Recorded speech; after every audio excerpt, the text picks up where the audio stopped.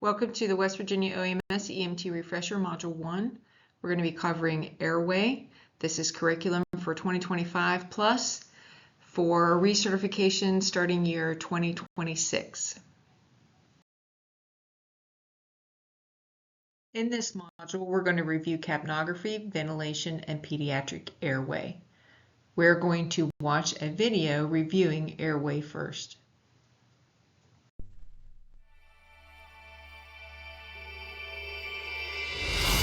This animation illustrates the human respiratory system in an unprecedented way.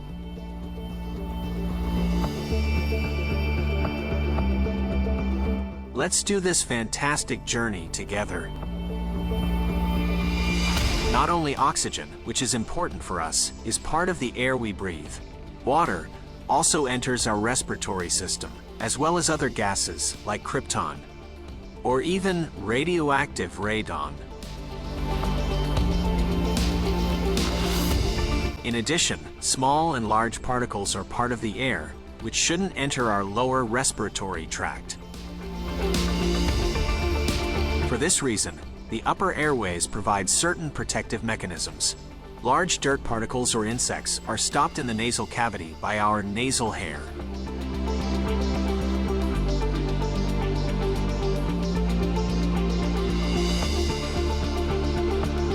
Small particles are trapped by the nasal mucosa. Imagine a complete Ciliated cells are located on the nasal mucosa. These cilia move in a wave-like manner. This allows the cilia to push the nasal mucus produced by the goblet cells towards the pharynx.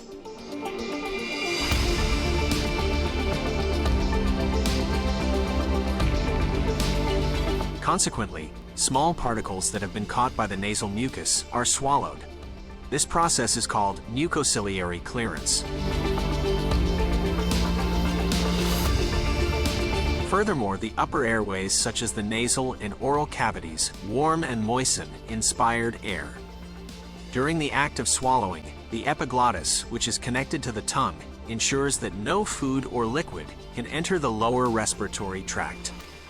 To do this, the epiglottis closes the larynx during swallowing, so that the bolus slides into the esophagus.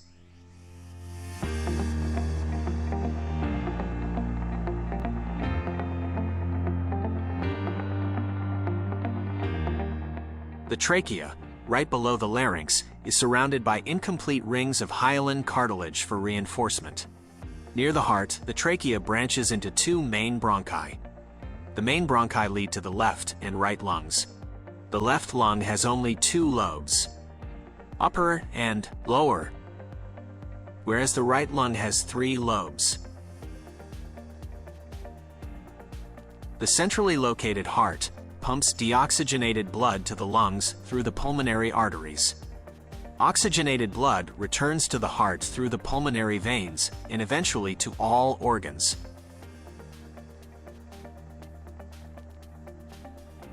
The main bronchi form the trunks for the bronchial tree.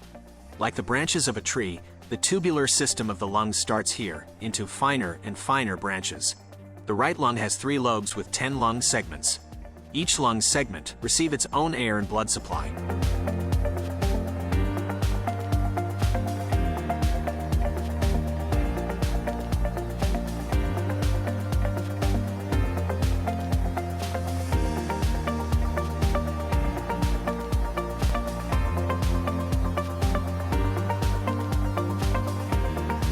At the ends of the bronchial tree are tiny air sacs called alveoli.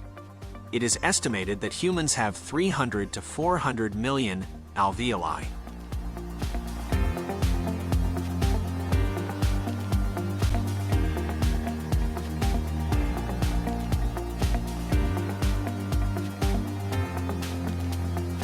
Large branches with cartilage are called bronchi. Thin branches at the end of a bronchial tree are called bronchioles. Instead of cartilage, bronchioles are surrounded by elastic fibers and smooth muscle. The exchange of gases occurs with the help of the alveoli. Individual alveoli are found on the walls of the bronchioli respiratory.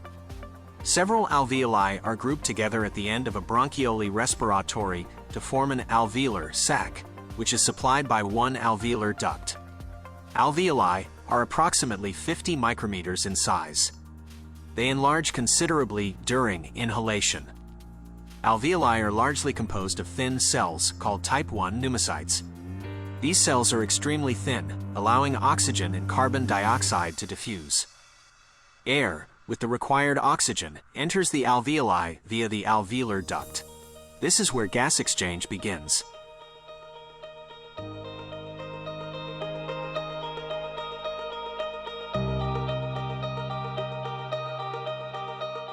All alveoli are covered with a network of thin blood vessels. Deoxygenated blood can thus be enriched with oxygen and at the same time release unneeded carbon dioxide into the alveoli. This is done with the help of red blood cells, the erythrocytes.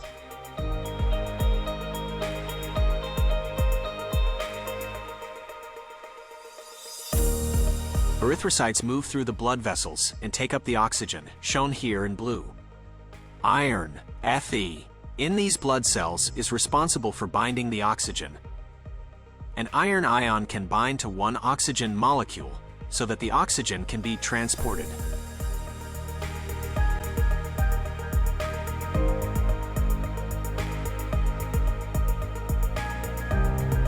At the same time, the carbon dioxide in the bloodstream and emitted by red blood cells diffuses into the alveoli. This is made possible by diffusion. In the alveoli, we see a lot of oxygen, whereas in the blood vessels, there is a lot of carbon dioxide. This difference in concentration is eventually balanced by diffusion. This is how the differences in concentration are equalized.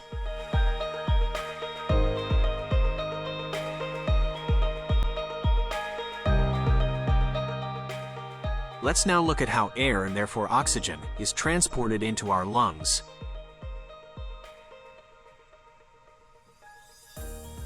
Our body has various muscles that inflate and deflate the lungs.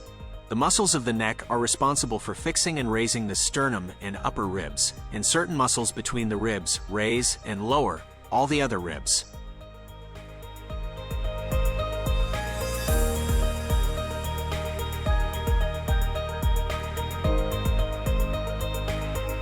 However, the most important muscle of respiration is not found in the neck or chest area, but near the abdomen. The thoracic diaphragm, or simply diaphragm, is responsible for most of the work of breathing. First, let's take a closer look at chest breathing through the neck and rib muscles. Due to their arrangement and the contraction of the rib muscles, the ribs rotate outward. This causes an increase in volume, particularly in the lower regions, that is, the caudal ribs.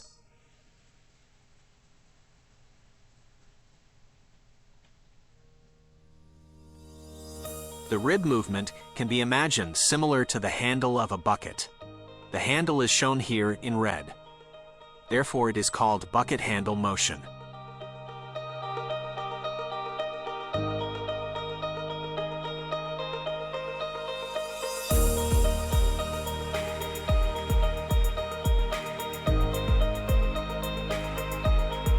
The increase in chest volume occurs not only laterally, but also sagittally.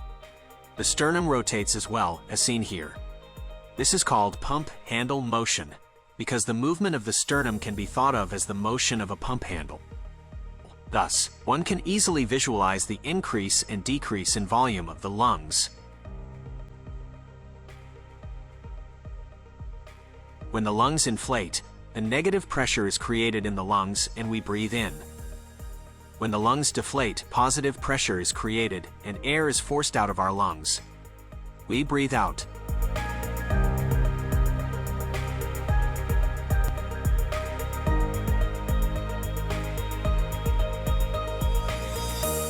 Inhalation, exhalation. Inhalation, exhalation.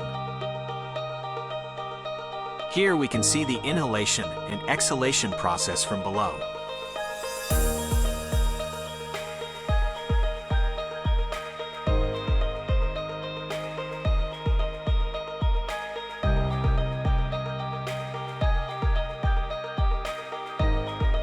As noted earlier, in addition to chest breathing, we can use diaphragmatic breathing.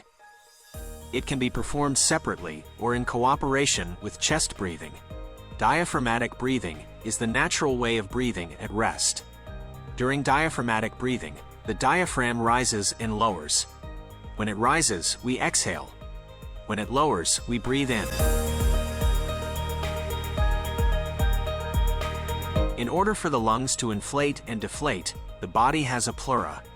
The pleura serves as a lube outside of the lungs to allow for up and down motions against the chest wall. For this reason, the inner pleura covers the lungs. The outer pleura lines the rib cage and diaphragm. This allows the inner pleura to shift against the outer pleura.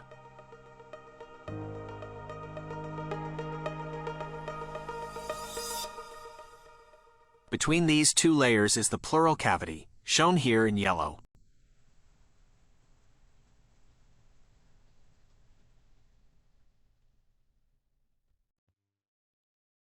The first section we will review is capnography. Hey everybody, and welcome back to another video here at Whiteboard Medicine. Thanks for checking it out.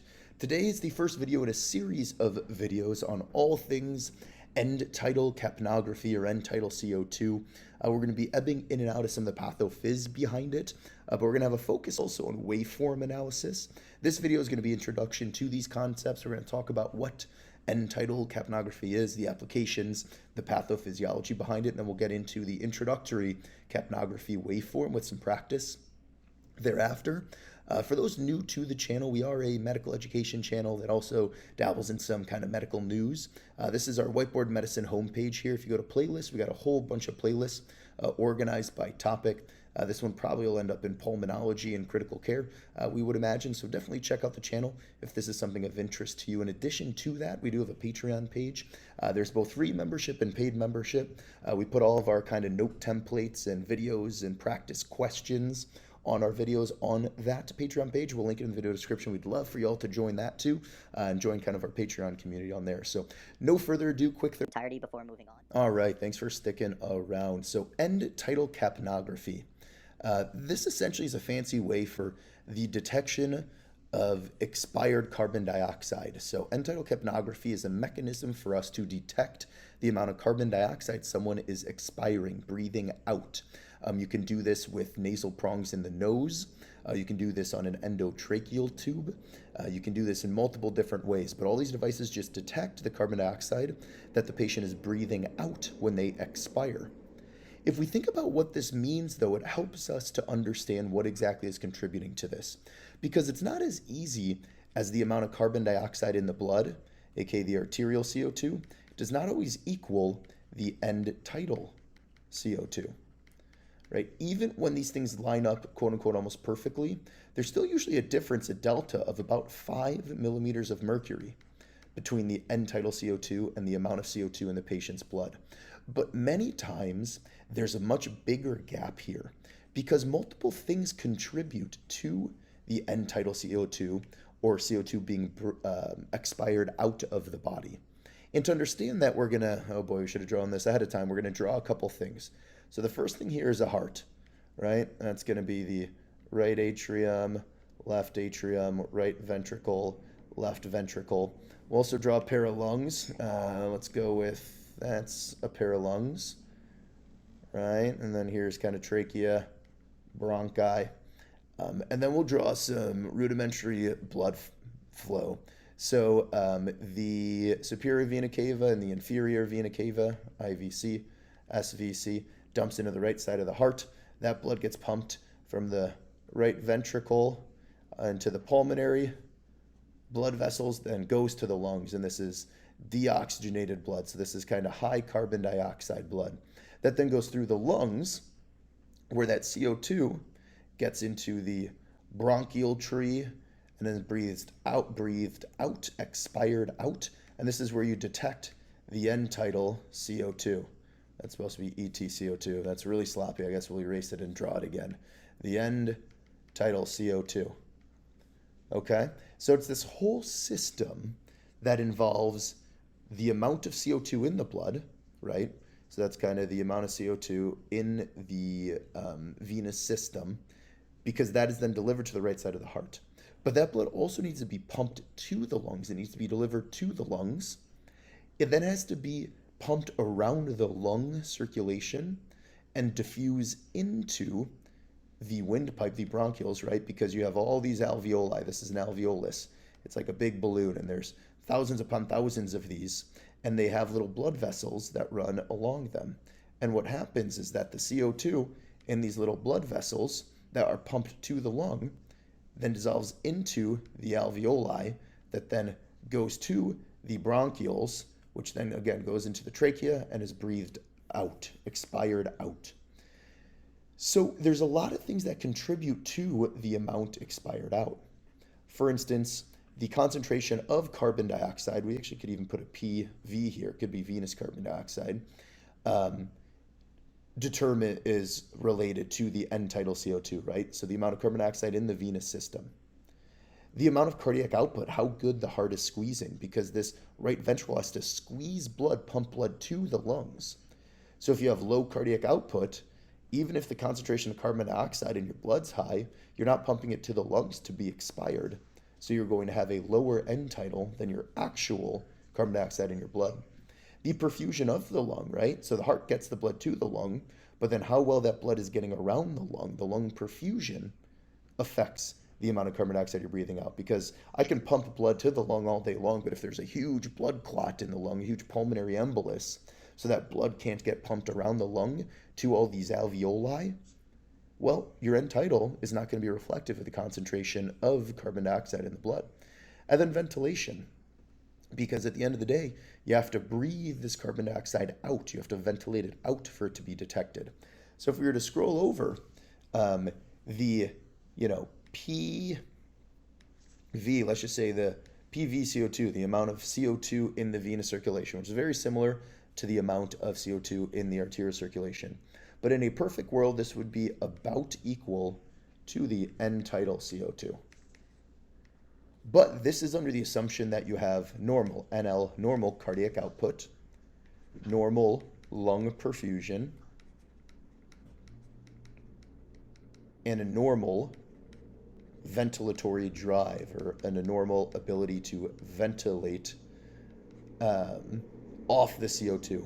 Whereas if any of these are abnormal, that is going to then make this not equal, right? If your cardiac output is actually low and you're not delivering blood to the lungs, your end tidal is going to be lower than your actual amount of dissolved carbon dioxide in your blood. If you don't have normal lung perfusion, you got a big blood clot, your end tidal is going to be lower because you can't get blood with carbon dioxide to the alveoli to expire it out. If you don't have a normal ventilatory drive, you're not ventilating adequately, your end tidal CO2 is going to be lower than the amount of CO2 dissolved in your blood. So this is a much more involved relationship than just simply the carbon dioxide in our blood is what we breathe out, and that's what end tidal detects. Which the good thing about this means that it can give us insight into all these different things, our cardiac output, our lung perfusion, our ventilatory drive, as well as the amount of dissolved carbon dioxide in the blood. So it can give us hints into pathophysiology. And that then gets into applications. There's 4 main applications, although there are certainly additional applications beyond this. One of the big ones, at least in my world, in the emergency department, in the intensive care units, is during cardiopulmonary resuscitation, or CPR, right? Someone is in cardiac arrest. Their heart is not beating, and we are doing chest compressions, and we are trying to restart their heart. Putting an end tidal on the patient is something you should do, because as we mentioned, assuming you have an advanced airway in, they're on an endotracheal tube, right? That means that we're able to ventilate and detect the carbon dioxide. So the other things this is related to now is cardiac output and lung perfusion. Assuming they don't have a big blood clot in the lung, cardiac output is what that is related to primarily. A couple other things too. But if their end tidal CO2 is very low, most people say less than 10 millimeters of mercury, some say 15, because a normal end tidal CO2 is about 35 to 45 millimeters of mercury is normal, NL, normal. So if in cardiac arrest during chest compressions, your end tidal CO2 is less than 10 millimeters of mercury, it could mean that your chest compressions are inadequate because you're not squeezing that heart enough, right? When you're doing chest compressions, you're literally compressing the heart between the sternum and the vertebral column. And if you're not doing that adequately, your cardiac output is going to be low, right? And if your cardiac output is low, as we said, you're not pumping blood to the lungs, so your end tidal is going to be low. In addition to that, if you are doing adequate chest compressions and you're been, doing CPR for quite some time and the end tidal remains low, it's a poor prognostic factor that patient is most likely not going to get return of spontaneous circulation. Although, again, there's lots kind of to that statement. But cardiopulmonary resuscitation as a target for adequate chest compressions as well as prognostication is one of the indications. Another one is airway assessment. If I intubate a patient, put in a breathing tube, an endotracheal tube, into their trachea, end tidal CO2 is a way to confirm placement, right? So confirmation of the endotracheal tube, because you should see, as we'll talk about, a nice normal waveform if that endotracheal tube is in the trachea in the right place. Procedural sedation is another one. When we give patients kind of sedating medications, do procedures, whether they dislocated their shoulder or their hip and they need to have it reduced, they've broken a bone that's out of alignment and they need to have that reduced, they have a really complex laceration or abscess, or they're unable to be cooperative. Because what end tidal CO2 will help us understand is how that patient is breathing with their sedating medications. So it's kind of a measure of their respiratory effort while they are sedated. And then identifying pathology, and that gets into what we mentioned over here. Since end tidal CO2 has so many different variables that affect it, it can help us understand different pathology, right? Pulmonary embolism, obstructive lung disease, heart failure, upper airway obstruction, et cetera, et cetera. And we're going to get into all these things in future videos. So definitely stick around for those, or subscribe and keep an eye out for them if that's something you're interested in. So lots of applications for end tidal capnography, especially in those who are sick or undifferentiated or critically ill, or who you're doing procedural sedation on, or what have you. So let's get into the waveform itself. So this is the normal baseline capnographic waveform for end tidal CO2. And this is what you'll see on the monitor, right? On the monitor, you have a whole bunch of stuff, right? You have a respiratory pattern, you have their blood pressure in the corner, you have their heart rates kind of with their QRSs. Wow, that's a really bad QRS. We can't let that stand, but something like that. If you have them hooked up to capnography, you'll also have their capnographic waveform going here, right? Ignore this one, but you see what we mean. So this is what is displayed. This is the waveform displayed, and this is what gives you kind of all the information. This is what you need to understand to be able to pick up on things other people might miss, or pick up on changes in a patient. But to do that, we have to understand normal. And this is normal. This is a normal end tidal capnography waveform. So what this waveform is showing is it's kind of the end tidal, ETCO2, end tidal CO2 over time, right? Y-axis is end tidal, x-axis is time. And you get this square, and the square repeats over and over again. But what the square is representing is what is important. And we usually divide it into kind of 3 different phases. I suppose 4, because one of them is 0, but 0, 1, 2, and 3. And the way to think about this is what is actually happening. So I want you just to picture someone who's intubated, has an endotracheal tube, and the end tidal is detecting the expired carbon dioxide into that endotracheal tube when intubation is breathing in and breathing out, so it's constant, right? During that whole respiratory cycle, this CO2 is being tracked in this waveform. And what we see if we just start with inspiration, when we're taking a breath in, the end tidal is going to be all the way at the bottom here, right? Because you're not breathing out any carbon dioxide, so it's not picking up any end tidal, it's 0. And this is inhalation. And we'll get into inhalation again, but let's start with the end of inhalation. So this here is I started to inhale, and then I'm inhaling, and right when I'm done inhaling and I start to expire, that is expiration. That is here. That is this point. And that starts with 1, phase 1. And phase 1 actually first starts at 0, the same end tidal that is during inhalation. Now, why is that? Well, it's because there's what we call dead space. And dead space are areas that aren't exchanging gas. So if I'm intubated, can we draw a person? This is going to be not good, but let's try. Lips, chin, into windpipe, lungs. That's not great, but not horrible. And we have an endotracheal tube. The endotracheal tube is in our mouth. Let us mute that. Apologies. In our mouth going into the trachea, right? This is our endotracheal tube, our ET tube. And there's a balloon blown up here. So it kind of occludes the trachea. The ET tube pops out the bottom end. And that's what we're breathing through, right? Air goes in, inflates the lungs, and then air goes into the bronchi, bronchioles, bronchi, into the trachea, into the endotracheal tube. Right, we'll just do it. Actually, let's do it red. That's a better color because it'll be different than the other ones. Into the endotracheal tube and is expired out, and then you detect the end tidal CO2 right here. But the first air to be expired out is air that's just sitting in the endotracheal tube and the trachea and the bronchi, right? It's just dead space. It's air that you breathed in that is just not holding any CO2, right? So if I were to let's just pretend the whole system is a pipe, okay? And if I breathe air into the pipe and I breathe that air all the way down to here, this is just air that is not containing any exchange gas, whereas the exchange gases are lower by the alveoli. So then when I breathe out, the first air that this detector here is going to detect is going to be the air that did not exchange gases. After that dead space is when you get to the air that did exchange gases. So anatomic dead space, phase 1, actually has no end tidal because this is just air that was sitting in the airways from when you breathed in, and you breathe out that air first. Now, as you're breathing that air out, apologies, excuse us. As you're breathing that air out, you start to get this upward deflection. The end tidal starts to go up. And then it starts to go up abruptly because this is phase 2, and this is mixed air. It's air that both contains dead space air and air from the alveoli.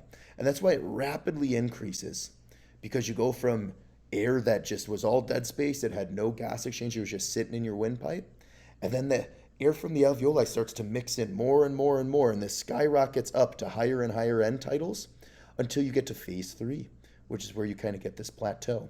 And this is all alveolar air. This is all air that came from the lung tissue, the alveoli themselves, that are the true amount of end tidal, because it no longer is containing that dead space air. It's air that is coming from the lungs itself. And the peak of this here is the star, right? This is the end tidal CO2. This is what the monitor's putting up in the corner. Normal, right? It's 35 to 45. So phase 1 is when you just start expiring, and you're just expiring the dead space air that was sitting in your endotracheal tube and your trachea that was not exchanging gas. And as you expire more and more of that out, the gas from the alveoli is traveling into the bronchioles, into the bronchi, into the trachea, and you start to get mixed air, right? Gas from the alveoli as well as gas from just the dead space, until it skyrockets upwards. And once it hits this peak and starts to plateau, phase 3, that is when you start to have all alveolar air. And that air reflects the actual end tidal, which is seen in this peak. Now when I'm done expiring, and I inhale again, obviously, as I'm inhaling, the sensor at the endotracheal tube is now detecting air that I'm breathing in, which this CO2 then drops all the way back down to 0 during inspiration, phase 0, until I expire again, going back into phase 1. Okay? So phase 1 is anatomic dead space at the start of expiration. Phase 2 is when that dead space starts to mix with alveolar air and you get this huge upward increase. Phase 3 is when it starts to plateau off, and that's the alveolar air that then peaks with the actual end tidal, what the monitor will measure, into inhalation again, which is phase 0, which you just started inhaling, so it immediately drops down to 0 for the duration of inspiration until you expire again, going into phase 1, and then obviously going back into the slope over and over again. Got safety protocols? Grainger has the Safety Pros 2 call. Shop our vast inventory of safety. All right. So hopefully that made sense. It's confusing, but if you really think about what the sensor is seeing, picture yourself as this sensor. if you really picture what that sensor is seeing, at least for us, it starts to kind of make more sense. So we're going to go down to a blank sheet here, and we want you to kind of pause, and you can do this on your own if you want. We're also going to put questions on our Patreon page, so definitely check that out. But I want you to label this whole thing and think about the different phases. So pause it here if you want to do that on your own. If not, we're going to kind of slowly do it with you. So the y-axis is the end tidal CO2 measurement, right? And the x-axis is time. Here we know that this is inhalation, right? It's inhalation. We're inspiring into our lungs, so the sensor is seeing no end tidal because the air is flowing into the lungs. The air the sensor is seeing is just from the ventilator, from the atmosphere, until you get to phase 1. And phase 1 is when we start to expire. But at first phase 1, the end tidal is still 0 because this is all dead space. This is all just air that was sitting in the trachea that did not exchange gas with the alveoli. Until you start to get phase 2, which is the mixed air, right? It's air from the alveoli that does have CO2 and air from the dead space, from the trachea, but it's an abrupt, huge increase very quickly until we get to phase 3. And phase 3 is all alveolar air, no longer dead space air. And that's why it plateaus, because that alveolar air has, let's just say the CO2 in the alveolar air is 40. Well, this is what it is for this whole degree of expiration, because then tidal, once you get to alveolar air, even as I'm still breathing out, all that alveolar air has the same amount of carbon dioxide in it. So once I get to phase 3, the carbon dioxide measurement stays the same because it has the same amount of carbon dioxide this whole time I'm expiring alveolar air. And this peak here is what the machine will measure as the end tidal, right? Normal being NL, normal being about 35 to 45 millimeters of mercury, Hg. Until I get into phase 0, which is, yep, you said it, when I start to inspire again, until I go back to phase 1, when I start to expire, and this kind of repeats over and over again as I'm taking breaths. All right, hopefully that made sense. A lot more videos to come on this, getting into more and more complexity. It's a really interesting topic, so definitely subscribe.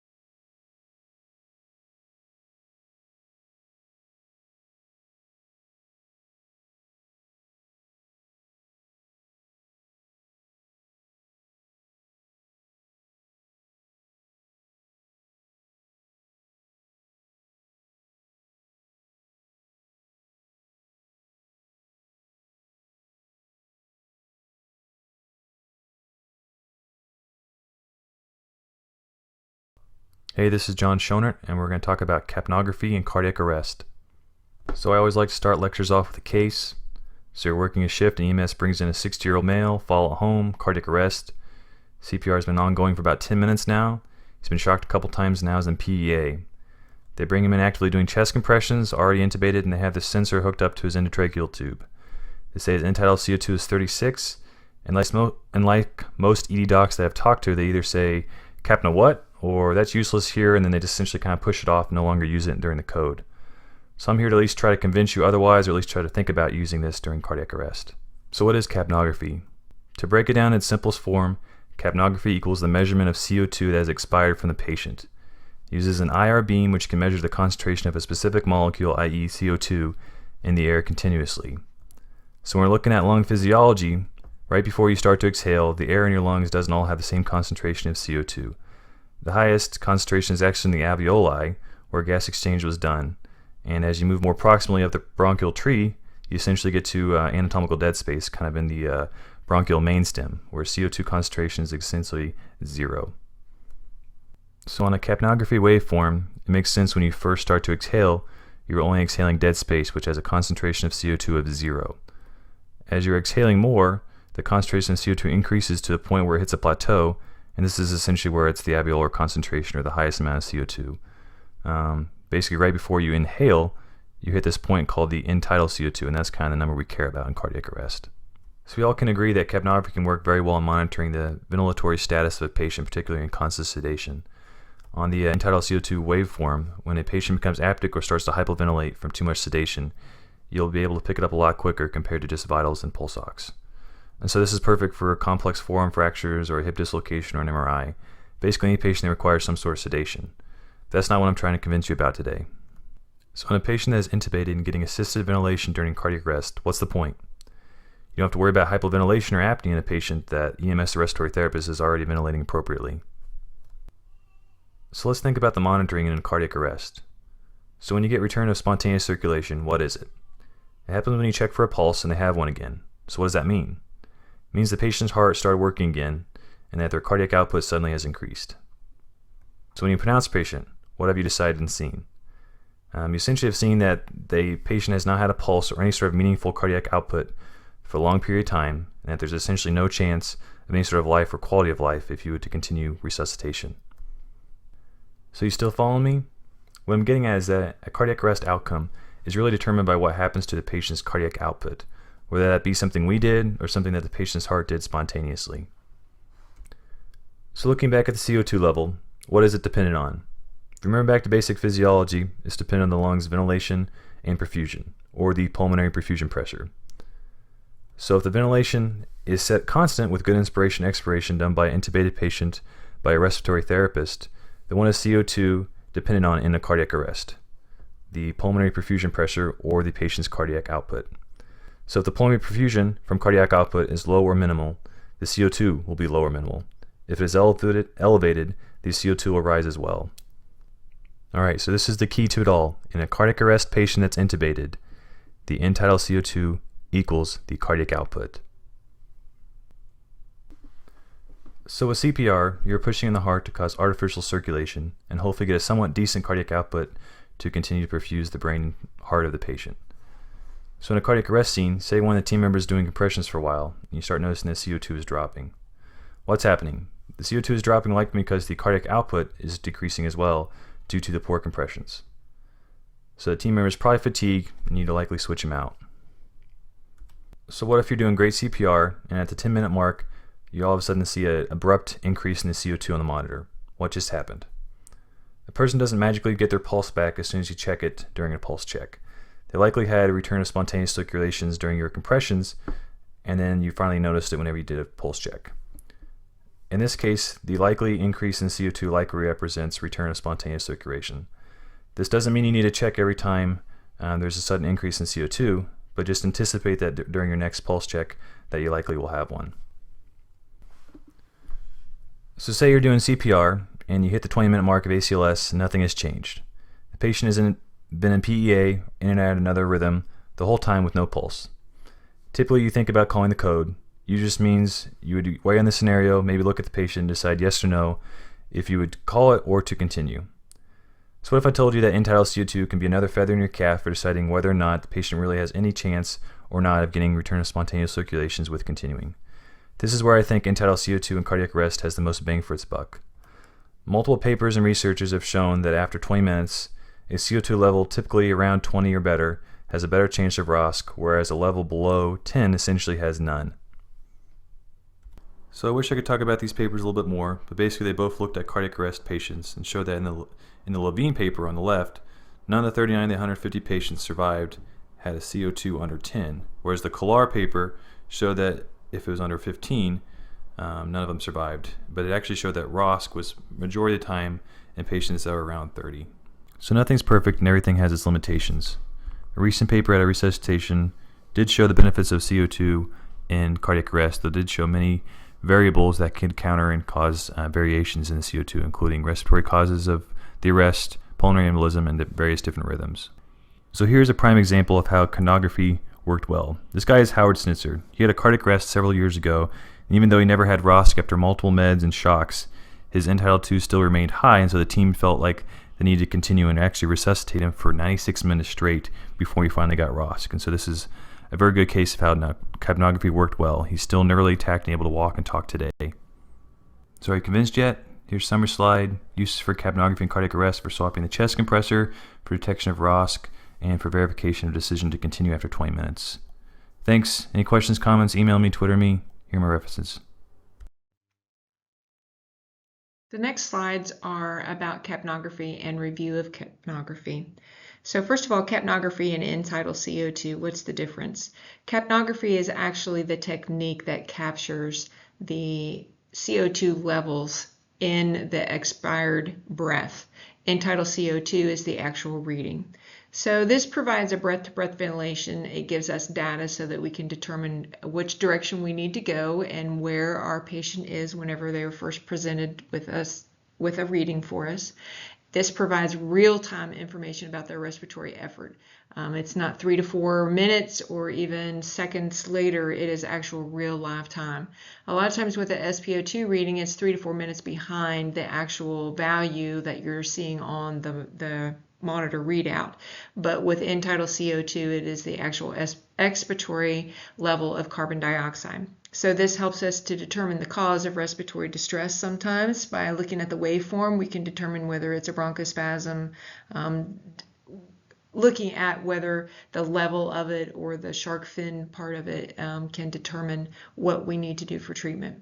It does provide real-time feedback on how well our treatment is working whenever we are doing treatments, and it performs a confirmation of end-tidal CO2 with end-tidal CO2 of an ET tube placement.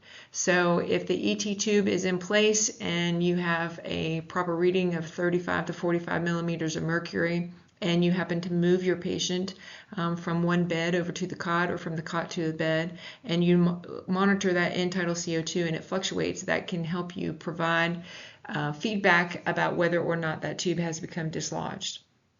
It can also help you determine shock, depend upon the perfusion of the patient's body, and can also help you to determine whether or not you're achieving ROSC with CPR.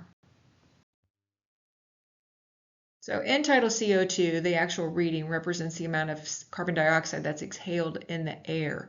Your normal reading is going to be 35 to 45 millimeters of mercury, and the capnography actually measures and displays the respiratory rate. So that's the actual difference between the two. The end-tidal CO2 is going to be that number that you see, and the capnography is going to be the display of the respiratory rate and the form of the respiratory. Changes in the respiratory rate can be displayed immediately in the waveform and on the end-tidal CO2, and that's why capnography is the gold standard for many EMS squads when it comes to airway management. So when we talk about capnography, we have to talk about the relationship between carbon dioxide and the respiratory rate. So if we have an increased respiratory rate, that equals a decreased carbon dioxide rate. And you'll actually see some hyperventilation, elevated respiratory rate, and we call this respiratory alkalosis. And usually you will have an end-tidal CO2 that is less than 35 millimeters of mercury. So the hyperventilation causes there to be excess blow-off of the end-tidal CO2 or the carbon dioxide, which will then actually give you a lower end-tidal CO2 than what you would expect. If it's a decreased respiratory rate, then you will have an increase in carbon dioxide because they're hypoventilating. They're not ventilating their normal 12 to 20 breaths per minute. Therefore, your end-tidal CO2 reading will be higher. It'll be greater than 45 millimeters of mercury, and we call this respiratory acidosis. And that's because they're not breathing enough. Their rate is not fast enough to expel or blow off the carbon dioxide. So let's think about interpreting the end-tidal CO2 in the capnography waveform. So a normal waveform is one respiratory cycle. It's similar to an EKG heartbeat. It shows one breath at a time. The height will show the amount of the end-tidal CO2. The very tall peak of the wave will be the actual expiratory phase, and it is the max of the carbon dioxide at that time. The length of the waveform will depict how long it takes for them to take a breath or expel the carbon dioxide. And the waveform on the screen and the printout can differ in duration. So you may see something on the screen and you might think that it's maybe 10 breaths per minute, but then on the printout it will be a little bit faster, a little bit slower. And that's typical of any type of capture on an electronic screen. So on-screen capnography waveform, it is condensed to provide an adequate information in a 4-second view so that you can look at it and quickly determine what's going on. But on paper, it's actual real time because the printouts have a measurement on them. Capnography detects only the carbon dioxide from ventilation. And no carbon dioxide is present during inspiration because you're sucking in oxygen.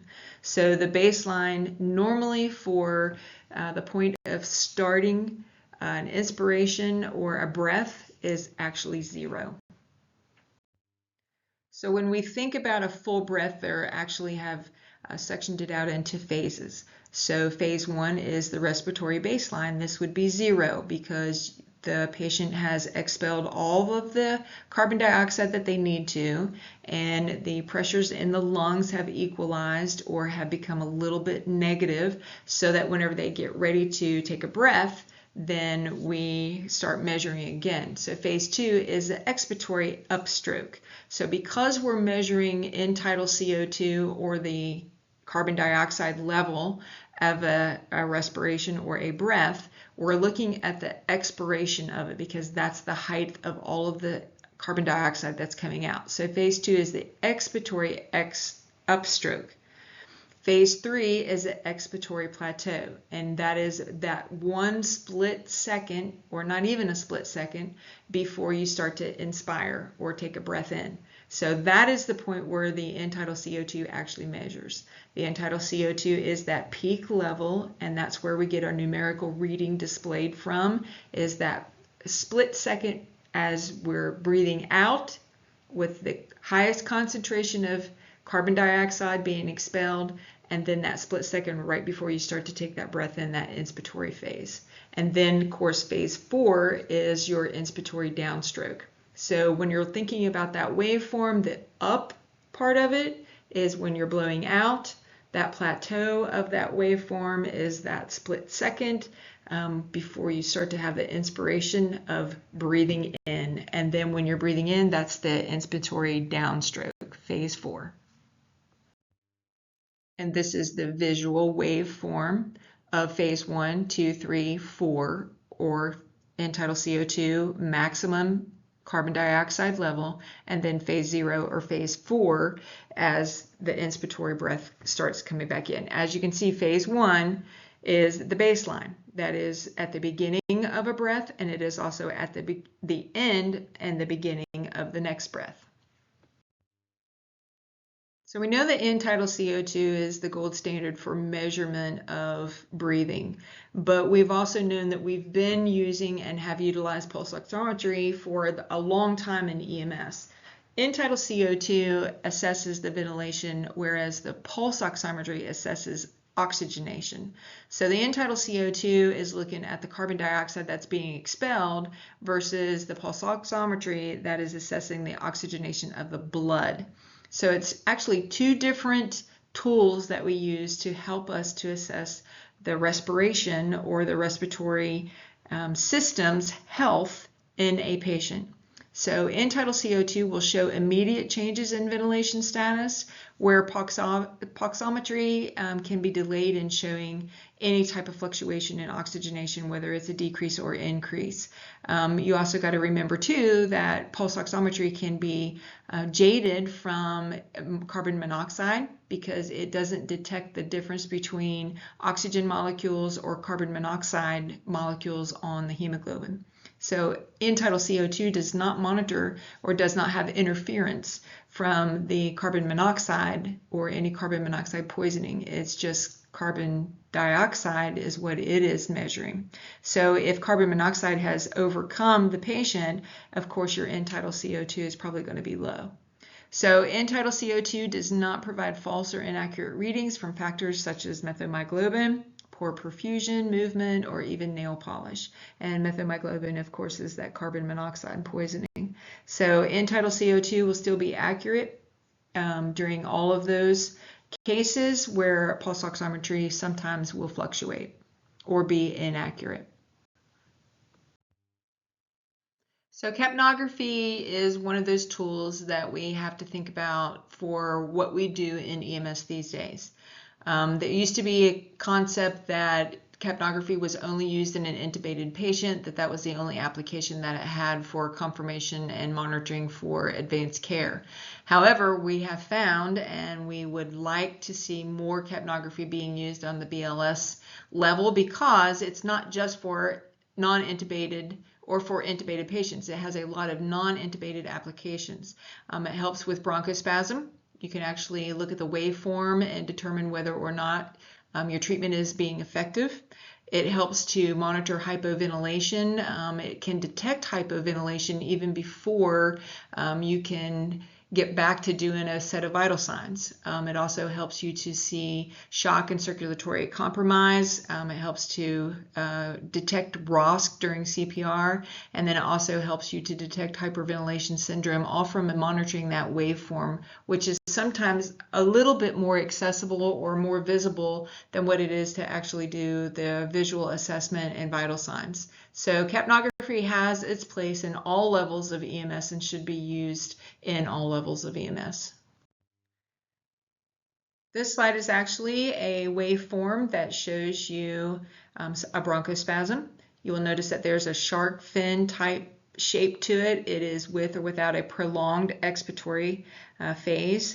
There's no expiration really. It goes right into expiring and then right into inspiration. There's not really a plateau or that brief period or pause between expiration and inspiration. This is very suggestive of asthma, COPD, or an allergic reaction. And what we would do to manage this would be a bronchodilator, and that would be your Combivent, atropine, Atrovent.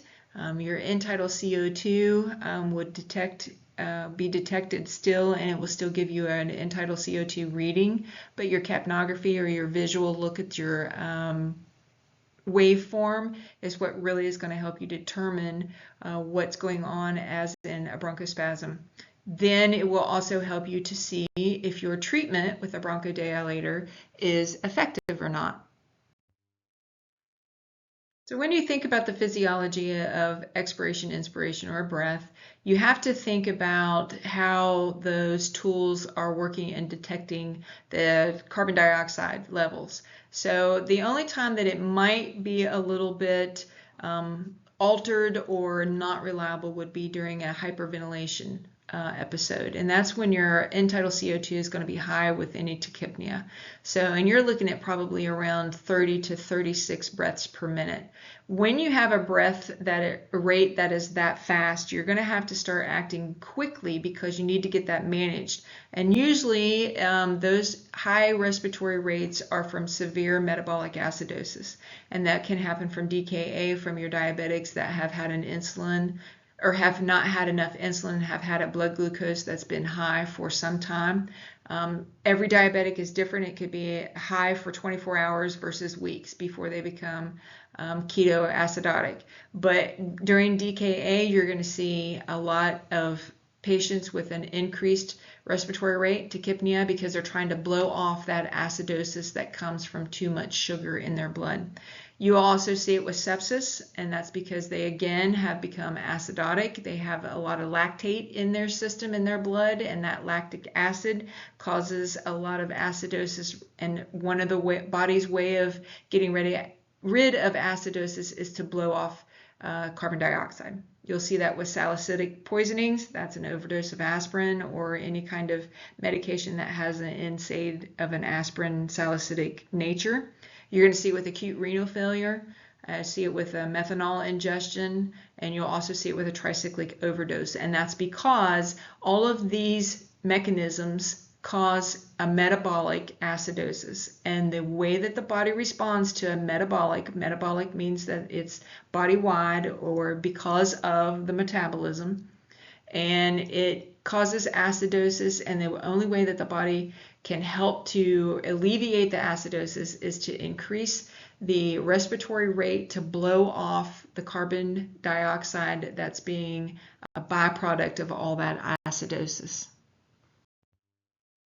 So in theory, if your respirations are increased, your end-tidal CO2 is high, you want to consider that the previous diagnosis, and then you want to treat accordingly.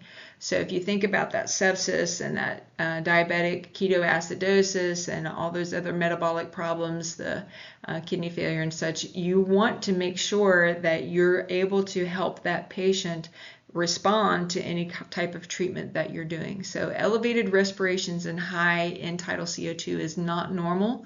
It is a sign that there is something else going on in that patient's body. So then you have to think about their history. Do they have a renal failure or renal insufficiencies? Are they a diabetic? When did they take their insulin last? Are they having kidney problems because they're diabetic and they have a double whammy going on? Have they had an infection? Do they have pneumonia that would cause sepsis? So this end-tidal CO2 that is a high reading that's above 45, and it is accompanied by a high respiratory rate, can be a sign that there's something else going on that you need to start thinking about. So let's review a little bit about capnography and CPR. Capnography can actually determine and visually show you whether CPR is efficient. You're going to see a normal waveform with it. You should have a baseline CO2 of 0. And your end-tidal CO2 would be anywhere from 10 to 15, and maybe higher with good CPR. So anything below 10 end-tidal CO2 is probably going to be a causative factor for you to receive cease efforts and time of death in the field. And the reason that you would get a reading at all is because you are expressing carbon dioxide out whenever you're compressing, and you're also allowing oxygen to be drawn in whenever you're relaxing on the chest with compression. So you will get a little bit of a reading. However, it's probably not enough to sustain life, but it will help you to show, or it will help to show whether your CPR is sufficient or not. The management of it is, if your end-tidal CO2 starts dropping dramatically, then you could change rescuers. And if it continues to drop below 10, then you would determine that how long you've done CPR and determine whether or not it's time to call for cease efforts in the field. And because we would use capnography during CPR events, it can also help to determine when ROSC is going to occur. And it actually will show you ROSC on the visual capnography prior to having any type of indication from actually doing CPR or any assessment from your patient. So when you're doing CPR and it's sufficient and ROSC is about to occur, you will see a rapid jump in end-tidal CO2 from your baseline of where you've been performing CPR. And then there is an example of that in our diagram on this slide. So for the management behind this, you would check for a pulse, and you would also evaluate to see if they're trying to breathe on their own and to assist if they are. So we can say that capnography is a good survival predictor. If you have an initial end-tidal CO2 that's less than 10, then it's probably a prognosis that's poor. But if your end-tidal CO2 is greater than 10 millimeters of mercury, then there's a higher chance of ROSC being achieved. If you have that initial end-tidal CO2 whenever you first start CPR and it's a 15 to 20 and you continue with good compressions, then ROSC can possibly be more likely to happen. If you see a decrease of less or greater than 25% in your end-tidal CO2 during your resuscitation efforts, then there's a significant likelihood of mortality or death to ensue. And your end-tidal CO2 is a great tool to determine when to ask for cease efforts or when efforts should be continued on. And a lot of times when you're calling into medical command, an MCP's first question will be, do you have an end-tidal CO2 reading? What was it when you started and what is it currently? This is a good slide that shows you multiple different waveforms and what they would mean. So if you have a sudden loss of waveform, it could be that the ET tube has been disconnected, dislodged, obstructed, or become kinked if you have an ET tube or a airway in place. Remember, you can put capnography on the end of an eye gel. It can also indicate that there's a loss of a circulatory function, that CPR has been stopped or that pulses have completely come to a halt. It can also help with decreasing end-tidal CO2s to see if there's a tube that has a cuff that's leaked off, or if the ET tube has become displaced or is misplaced in the hypopharynx, or if there's a partial obstruction from phlegm or sometimes blood or anything along that line as well. It also helps you to assess your CPR, and it helps you to see whether you're attempting to maintain a minimum of that 10 or if it's getting greater, or if your compressions are hard enough, fast enough, then your end-tidal CO2 will maintain 10 or higher. It will also show you if you have a sudden increase in end-tidal CO2, such as whenever ROSC does occur. You can see that there's a breath being taken or the ability to try to blow off some carbon dioxide. If there's a shark fin appearance, then it can be indicative of asthma, COPD, or some type of bronchospasm, because they don't have time to have that plateau before the expiratory phase is over, before inspiration starts. Then it could also show you hypoventilation. If your expiratory or your plateau is longer than normal and the waveform is not actually very high on your graph, it can show you that it's hypoventilating. And it can also show you that they're hyperventilating if the rate is really fast and the plateaus are short, or if the waveform is not very high at all. So it can also show you a decrease in end-tidal CO2 whenever there's incidences of apnea, or if your patient is sedated or becoming unresponsive. And our next section is going to be ventilation. Pulmonary ventilation, commonly referred to as breathing, is the process of air flowing in and out of the lungs during inspiration and expiration. The air movements are governed by the principles of gas laws. Basically, air flows from higher to lower pressure. Pressure within a cavity increases when its volume decreases, and vice versa. Volume of a given amount of gas increases with increased temperature. At rest, in between breaths, the pressure inside the lungs, or intrapulmonary pressure, equals the pressure outside of the body, or atmospheric pressure. When discussing respiratory pressures, this is generally referred to as a relative pressure of 0. This is because what matters is the difference between the two pressures, not their absolute values. Thus, a negative pressure is a pressure below atmospheric, while a positive pressure is above atmospheric. The lungs are covered in a double-layer membrane, which forms a thin space surrounding the lungs called the pleural cavity. The pressure within the pleural cavity, or intrapleural pressure, is normally negative. This negative pressure acts like a suction to keep the lungs inflated. If this becomes 0, such as in the case of pneumothorax, when the chest wall is punctured and the pleural cavity has the same pressure as the outside air, the lung would collapse. Pulmonary ventilation is achieved by rhythmically changing the volume of the thoracic cavity. During inspiration, the diaphragm and the external intercostal muscles contract, expanding the thoracic cavity and the lungs. This increase in volume results in a decrease in pressure, causing outside air to flow in. Another factor that helps to inflate the lungs is the warming of the inhaled air. This effect is most notable on a cool day when the temperature outside is significantly lower. The inhaled air increases in volume as it warms up inside the body and inflates the lungs, further facilitating inhalation. While inspiration requires muscular contraction and hence energy expenditure, expiration during quiet breathing is a passive process.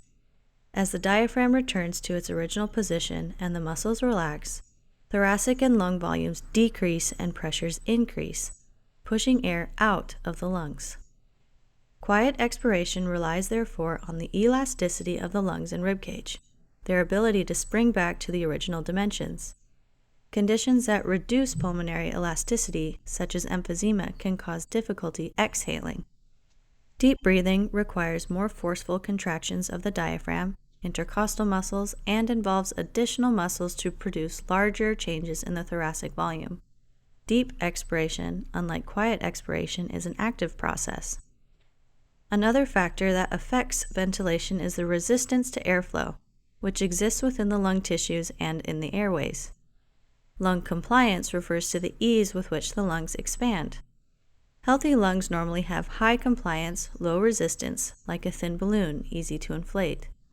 Lung compliance is reduced when the lungs become stiff, in conditions that cause scarring of tissues or fibrosis. In this case, the lung turns into a thick balloon, harder to inflate. Diseases that narrow the airways, such as asthma, increase resistance, making it harder to breathe. The airways may also dilate or constrict in response to various factors. For example, parasympathetic stimulation and histamine typically narrow the bronchioles, increase resistance, and decrease airflow, while epinephrine, a hormone released during exercises, dilates bronchioles and thereby increases airflow.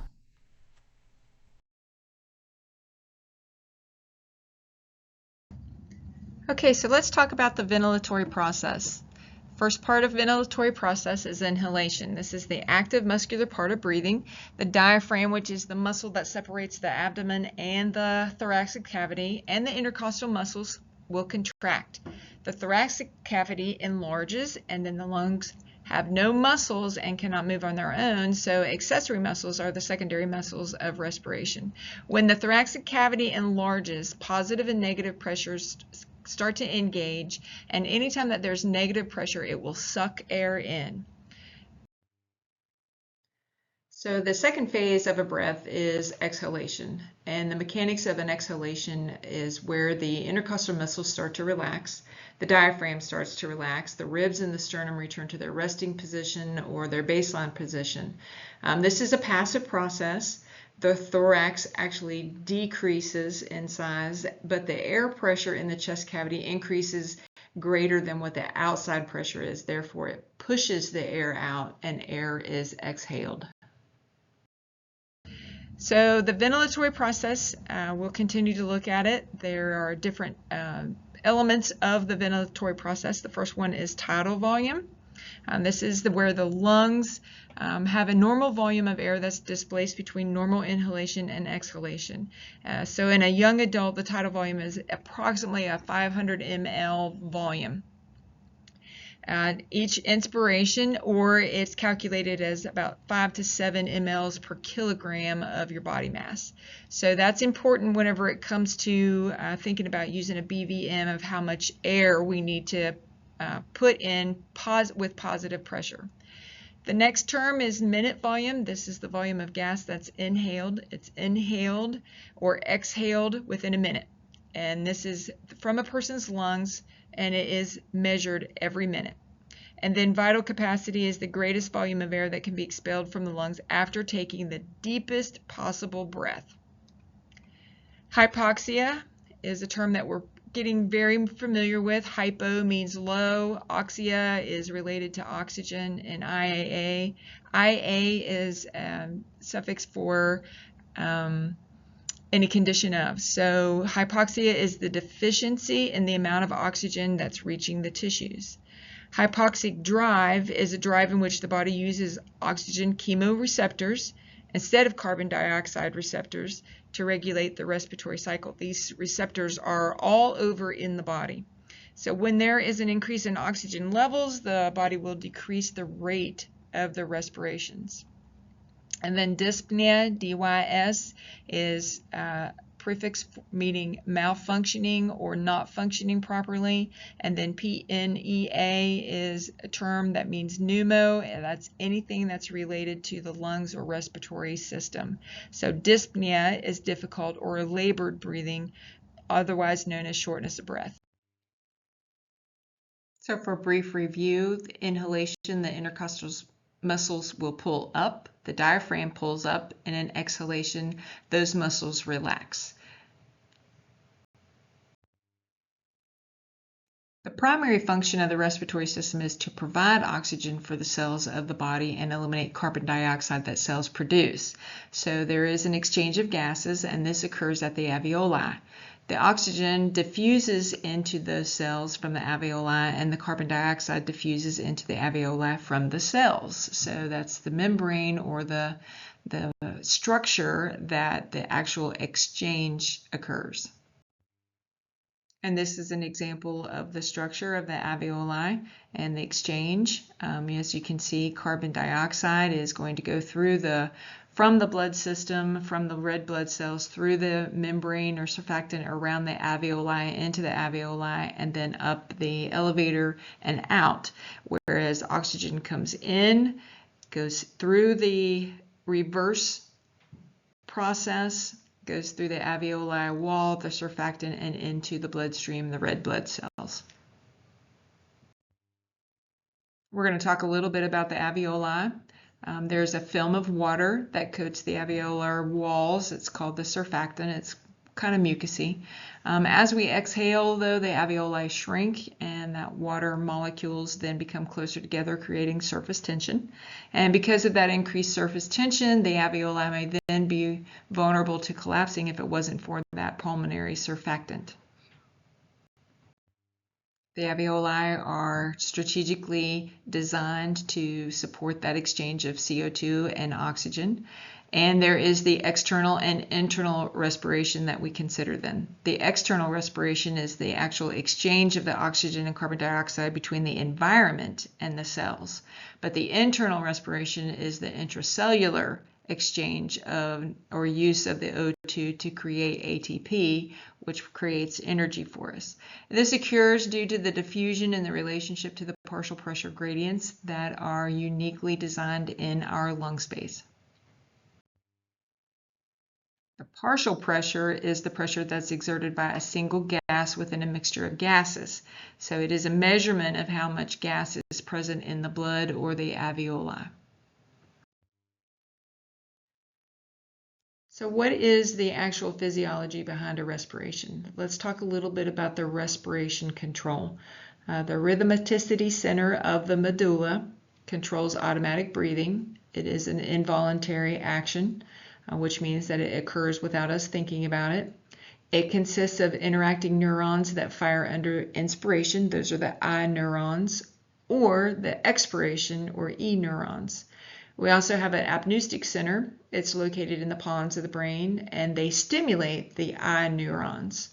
We also have a pneumataxic center, which is located in the pons as well, but it inhibits the apneustic center and inspiration. Medical terminology, anything that's a taxis is a direct movement in response to a stimulus. So as the apneustic center is stimulated, then the pneumataxic center responds to that stimulation and inhibits it so that it counterbalances each other. When we think about adequate breathing, we're thinking about the rate, the respiratory rate, and what the normal limit is, which is 12 to 20. Then we talk about the respiratory rhythm. We want it to be regular. We don't want it to be irregular at all. We also talk about the breath sounds, whether they're present, they're clear, they're equal. Chest expansion, we're looking for symmetry to make sure that it's adequate and equal. And then we also look at the depth of respirations to make sure that it is adequate, that it is not excessive. So we're looking at the significance of tidal volume and minute volume. Tidal volume is the volume of air a person moves in and out of the respiratory system in each breath. Excuse me. And then the minute volume is the volume of air that is moved out of the respiratory system in 1 minute. So if we take the tidal volume and times it by the respiratory rate, that gives us our minute volume. And that becomes important in times of respiratory distress, especially whenever we're talking about somebody that's been intubated. Looking at the internal aspect of it, the alveolar ventilation is the volume of air that reaches the alveoli that participates in gas exchange. And that's important because if we look at the tidal volume and subtract the dead air space, that will give us a respiratory rate. What are some of the causes of inadequate breathing? That would be an inadequate tidal volume, an inadequate rate, or a combination of both. Any inadequate breathing requires immediate management with a positive pressure ventilation, a BVM. Cardiac output is the stroke volume times the heart rate. This gives you cardiac output. So the stroke volume is the amount of blood that's ejected from the left ventricle with each contraction. Left ventricle is what pushes it out to the body. And you may question, why are we talking about cardiac all of a sudden in the middle of this ventilatory section? And the following slides will explain that for you. As you know, respirations, the pulmonary system, and cardiac output, or the cardiac system, are all very interrelated. They monitor each other, feed off each other, and respond to each other accordingly. So one of the ways that they are related is if you think about what happens during normal respiration. The negative pressure that's caused by inhalation allows venous blood to return to the right side of the heart. That's how it kind of fills into the atriums. So during positive pressure ventilation, when air is forced into the chest, causing intrathoracic pressure to increase, the increased intrathoracic pressure will then impede that venous blood return to the right side of the heart. That's why it's very important during CPR events that a BVM is not overinflated or that it is not too fast, that it should be just like a normal breath, because that cardiac muscle has to have time to be able to expel or contract to force blood into the system, but it also has to have time to fill up with blood that's returning on the right side. So with that relationship between cardiac output and ventilation, you have to think about oxygenation. Oxygenation is actually the addition of oxygen to the body from its normal status, and ventilation is that exchange of air between the lungs and the atmosphere so that oxygen can be absorbed and the carbon dioxide can then be exhaled or removed. One thing to keep in mind is that hypoventilation is a common cause of hypoxia. So low ventilation causes low oxygen. Makes perfect sense. So when you're breathing room air, carbon dioxide takes up space in that alveoli and it leaves less room for that O2 to get in there normally. So if the ventilations are less, that CO2 continues to build up even more, and that's what causes hypoxia and then that shift in acidosis, because you have a higher level of carbon dioxide and a lower level of oxygen in the system. Because of that correlation, the American Heart now has produced guidelines that recommend that patients with suspected ACS or stroke not receive an overabundance of oxygen unless their SpO2 is less than 94% on room air. If the pulse oximeter is unreliable or not available, oxygen should then be administered because you don't want to withhold it if they actually need it.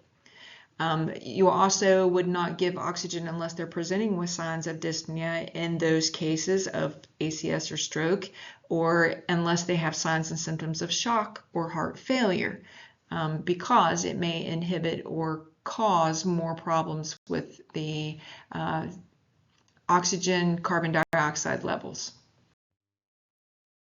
So elaborating on that concept a little bit, we're going to talk about oxygenation of chest pain and stroke patients. So 2 liters per minute via nasal cannula should be delivered to patients who complain of dyspnea. They experience signs or symptoms of shock, they have heart failure, or they have an SpO2 of less than 94% on room air. But you want to titrate that oxygen to maintain an SpO2 of at least that 94.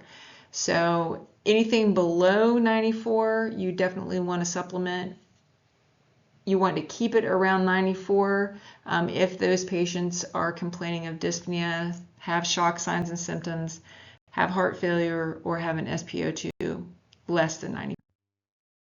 The science behind that concept is that it may cause tissue damage.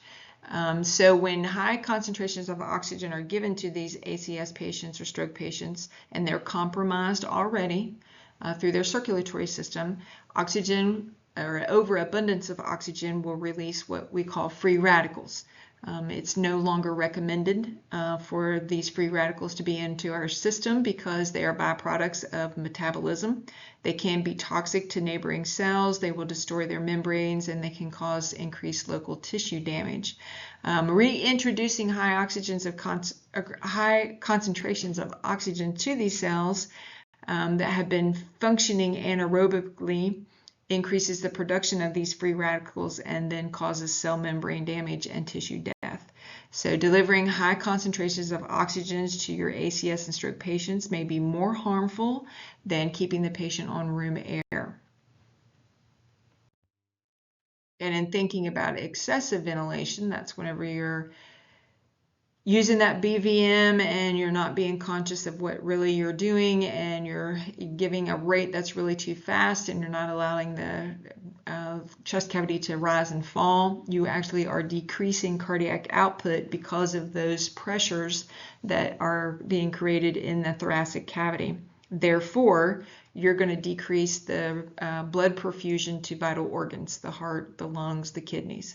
So artificial ventilation rates that are greater than 12 times per minute result in poor patient outcomes. And because we have a focus on better patient outcomes in EMS in West Virginia these days, this is one of the concepts that we wanted to present.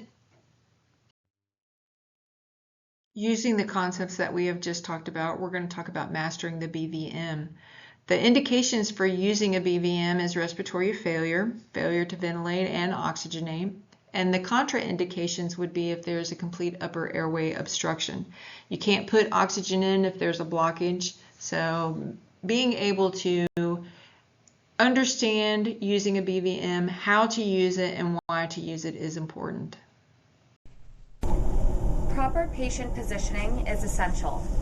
Align the air canal at the level of the sternal notch. Morbidly obese patients may require several feet of elevation. Always use an oral or nasal airway in an unresponsive patient who is being ventilated.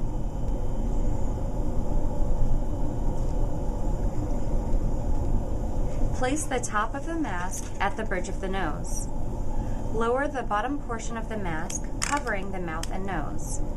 Avoid downward pressure on the mandible. A single provider should use the E-C grip. The C is created by the thumb and index finger around the mask. The E is created by placing the middle finger under the mentum and the ring and little fingers along the angle of the mandible. Provide jaw thrust with the E. If possible, use two providers with a two-handed technique over the mask. Use the thenar eminences to provide a mask seal, while the index to little fingers provide jaw lift along the mandible. We're going to break down the video that we just watched. So the first thing that we're going to talk about is positioning that airway. You can place towels under the patient's head to position them to ear level with the sternal notch. That's going to be a neutral inline position. It does extend the patient's head slightly, and as you can see in the diagram below, there's the do's and the don'ts of it.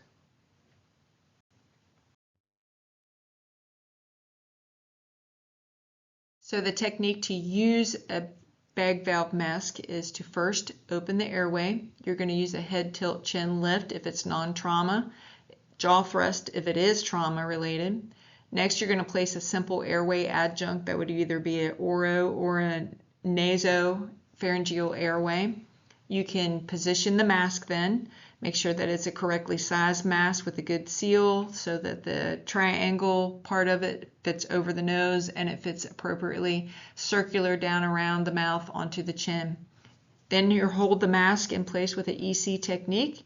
Having two rescuers allows for the best seal. You want to ventilate the patient. You will give one breath over 1 second. You want to watch for the chest to rise and fall. You do not want to over squeeze the BVM. You only need to put in as much air as to see the chest rise as needed.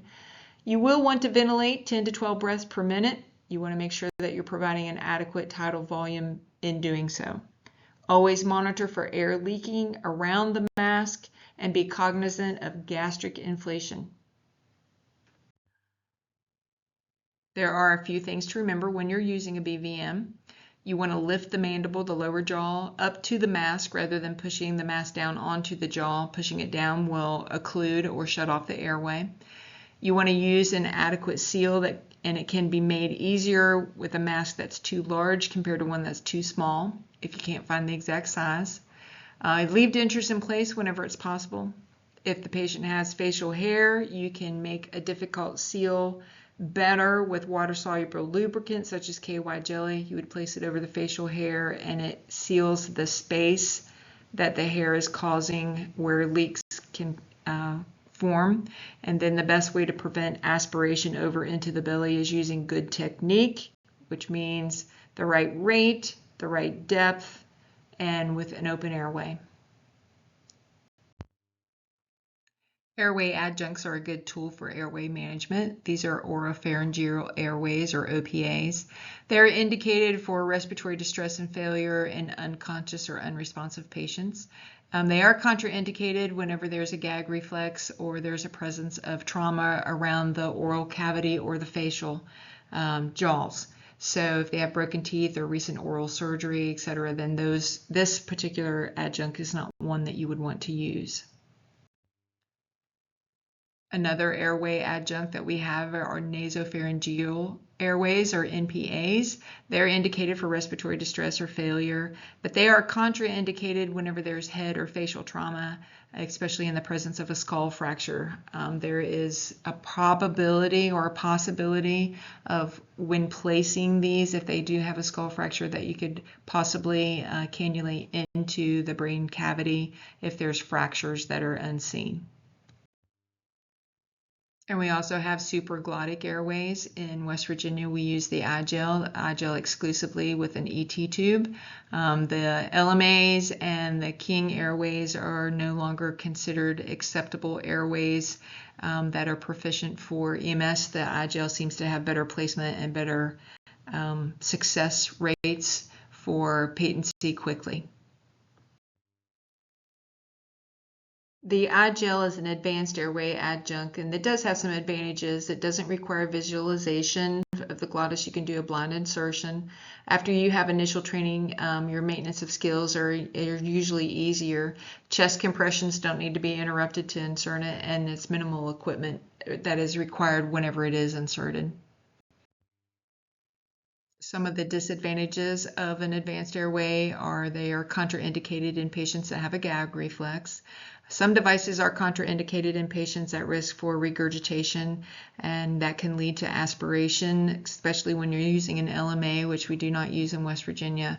But it can happen with others. Sometimes just touching the epiglottis can cause the gag reflex to be set into motion, and aspiration can occur while you're doing insertion. And then if you are unrecognized that you have improper placement, then it can be detrimental to ventilation and keeping an airway patent. And then we also have a tool that's called CPAP. That's continuous positive airway pressure. CPAP is used to provide better oxygenation to patients who are hypoxic. It's not designed to ventilate patients, though. It's for patients that can breathe on their own but may have some issues or some difficulty in breathing. But they do have to have a patent airway and be able to maintain their own airway. It reduces their effort to breathe and improves their oxygenation, and it reduces their hypercarbia, which is their increase in CO2. It can prevent the exacerbation of a respiratory distress or respiratory failure, and it can applying positive airway pressures above atmospheric pressure during inhalation, and then it provides positive and expiratory pressure PEEP during exhalation. So it actually forces air in, and sometimes, especially with the use of BiPAP, there can be some assistance in expiration or exhalation and trying to get some of the pressure out. So this is a brief overview of the indications and contraindications for CPAP. To use CPAP, a patient needs ventilatory support, but they are in moderate to severe respiratory distress or in early respiratory failure and are awake, able to obey commands, and have an intact airway reflex. You cannot use CPAP if they have the inability to maintain their own airway or an open airway, they have any hypotension, or their respiratory rate is less than 8. For more indications and more contraindications, please refer to protocol. Be aware that the EMS provider needs to deliver assisted artificial ventilations, usually with a BVM, to any patient who exhibits deterioration in mental status, because that could be a sign of hypercarbia or hypoxia. You can deliver up to 100% oxygen with a BVM as long as you have O2 connected to it and you have a reservoir bag. And it is most effective whenever there are 2 people using the technique. CPAP is another tool that we've been given. It is a continuous positive pressure that is keeping the alveoli open so that that exchange of CO2 and O2 can happen. It's indicated when there's severe respiratory distress and a patient cannot maintain their own or are showing signs of distress and they cannot maintain their own level of oxygen. So the patient must be alert. They have to be displaying signs of distress. They may have a rate that's greater than 26 and a pulse ox reading that's less than 90 or an end-tidal CO2 less than 35. It's contraindicated if they're in respiratory arrest, because respiratory arrest means that they have no respiratory drive or no respiratory rate. So they have to be able to maintain their own airway. They can't have an in-patent airway. It has to be open. Also, if there are signs and symptoms of a pneumothorax or chest trauma, you cannot use this because it will cause the lung to overinflate even more, and then if it's an open pneumothorax, it will leak out. And then if they also have a tracheostomy, it's contraindicated because it will leak through the tracheostomy. If they've ever had a GI bleed, or if they have an active GI bleed or vomiting, they're out of the ability to use CPAP. And if they have an altered mental status, they cannot use CPAP because they cannot cognitively help themselves to breathe.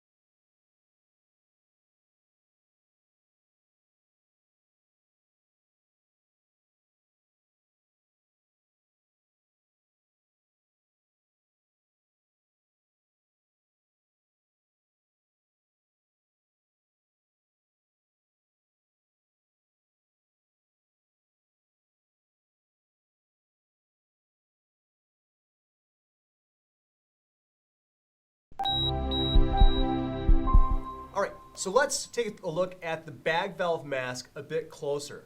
Professional rescuers are encouraged to use the bag valve mask whenever possible, but one important aspect of this is that it takes practice. It's not that it's rocket science at all, but it just takes practice to be able to get your fingers placed correctly and to get your own technique down with some of the hints I'm going to show you to be able to seal the mask to the face of the patient. Another mistake that's commonly made is we think we're going to crush the mask down onto the face of the patient, when in reality, we're sealing it, but bringing the face of the patient up into the mask. Not mask down on patient's face, face up into mask.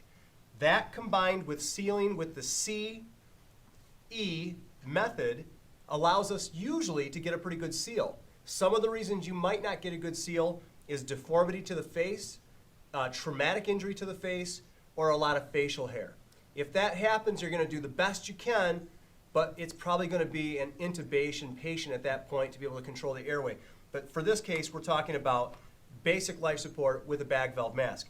Notice I've taken the reservoir bag off. There is no oxygen hooked up to this bag. If there were oxygen hooked up to this, we would be at high flow oxygen delivery with bag expanded. The way that you do that is cover the outlet while it's on high flow. The bag would expand and fill with air, and you're ready to start ventilating to capture as much of that percentage of oxygen as possible. But we're just going to do room air, which is perfectly acceptable as well. In fact, some statistics and studies are showing that it might be just great to do it with room air. Remember too, the bag valve mask is helping this person who might possibly be in cardiac arrest, because we're not giving them any percentage of our carbon dioxide, thereby contributing to their hypercarbia and the CO2 buildup in their body.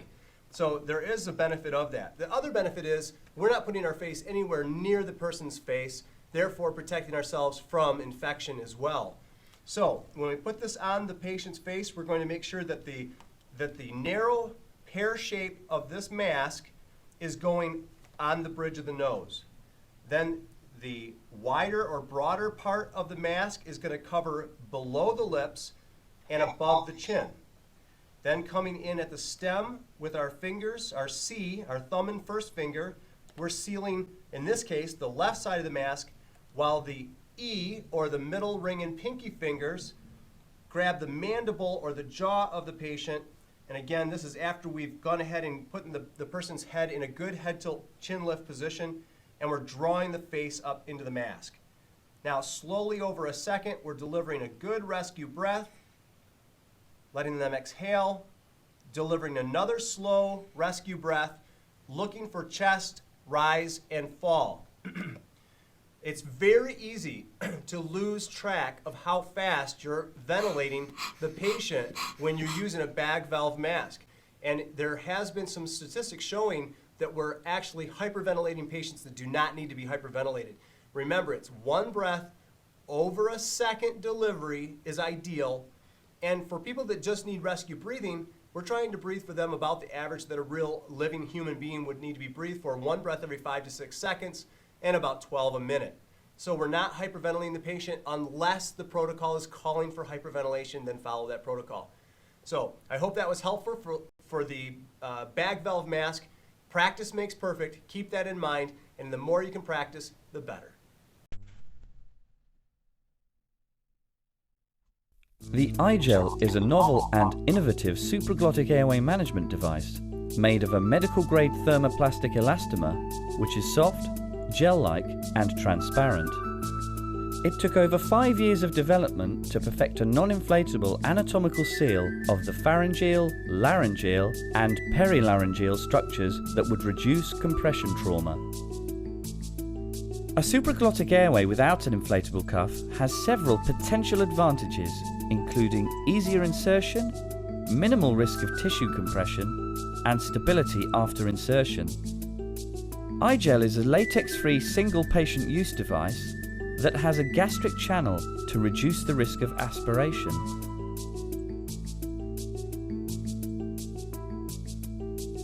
Key components and their function. The soft, non-inflatable gel-like cuff matches the shape and softness of the laryngeal and perilaryngeal framework. It helps to provide easy and rapid insertion and reduces the potential for post-operative trauma. An integral gastric channel is provided to reduce the risk of aspiration and allow for passing of a nasogastric tube. The buccal cavity stabilizer eliminates the potential for rotation and aids insertion. An epiglottis blocker helps to prevent the epiglottis from downfolding or obstructing the distal opening of the airway. The 15mm connector extends inside the airway tube far enough to provide an integral bite block. Pre-insertion preparation. iGel is supplied in a sterile pouch enclosed in a protective cradle. This innovative packaging is color-coded for size and designed to ensure the device is maintained in the correct flexion prior to use. It also acts as a base for lubrication. Select the appropriate size iGel according to patient weight. For patients between 30 and 60 kilograms, a size 3 should be selected. For patients between 50 and 90 kilograms, a size 4 should be selected, and for patients above 90 kilograms, a size 5 should be selected. When selecting size, it should be remembered that the iGel cuff does look smaller than the corresponding size of many traditional supraglottic airways with an inflatable cuff. Ensuring that you conform to local policy for hygiene, open the iGel package and on a flat surface take out the protective cradle containing the device. In the final minute of pre-oxygenation, remove the iGel and transfer it to the palm of the same hand that is holding the protective cradle, supporting the device between the thumb and index finger. Place a small bolus of water-based lubricant, such as KY jelly, onto the middle of the smooth surface of the cradle in preparation for lubrication. Do not use silicone-based lubricants. Grasp the iGel with the opposite free hand along the integral bite block and lubricate the back, sides and front of the cuff with a thin layer of lubricant. This process may be repeated if lubrication is not adequate. But after lubrication has been completed, check that no bolus of lubricant remains in the bowl of the cuff or elsewhere on the device. Avoid touching the cuff of the device with your hands. Place the iGel back into the cradle in preparation for insertion. Do not place the device onto the pillow or chest of the patient, and always use the protective cradle provided. Do not use unsterilized gauze to help in lubricating the device. Do not apply lubricant too long before insertion. And always ensure dentures or plates are removed from the mouth before attempting insertion. The iGel must always be separated from the cradle prior to use. The protective cradle is not an introducer and must never be inserted into the patient's mouth. Insertion technique. A proficient user can achieve insertion in less than 5 seconds. Remove the iGel from the protective cradle and grasp the lubricated iGel firmly along the integral bite block. Position the device so that the iGel cuff outlet is facing towards the chin of the patient. The patient should be in the sniffing the morning air position, with head extended and neck flexed. The chin should be gently pressed down before proceeding to insert. Introduce the leading soft tip into the mouth of the patient in a direction towards the hard palate. Glide the device downwards and backwards along the hard palate with a continuous but gentle push until a definitive resistance is felt. Do not apply excessive force on the device during insertion. It is not necessary to insert fingers or thumbs into the patient's mouth during the process of insertion. If there is early resistance during insertion, a jaw thrust or insertion with deep rotation is recommended. When inserted to a definitive resistance, the tip of the eye gel should be located into the upper esophageal opening, and the cuff should be located against the laryngeal framework. The incisors should be resting on the integral bite block. Since eye gel is shorter than many other supraglottic airways, it is important to remember that after correct insertion, it is likely that less of the airway tube will be visible. The eye gel has a horizontal line on the integral bite block to indicate the optimal position of the teeth. But the teeth may rest safely anywhere on the integral bite block. The eye gel should then be taped down, maxilla to maxilla. When inserting the eye gel, it should be remembered that partial resistance and then a feeling of give way may sometimes be felt before the endpoint resistance is met. This is due to the passage of the bowl of the eye gel through the forcial pillars.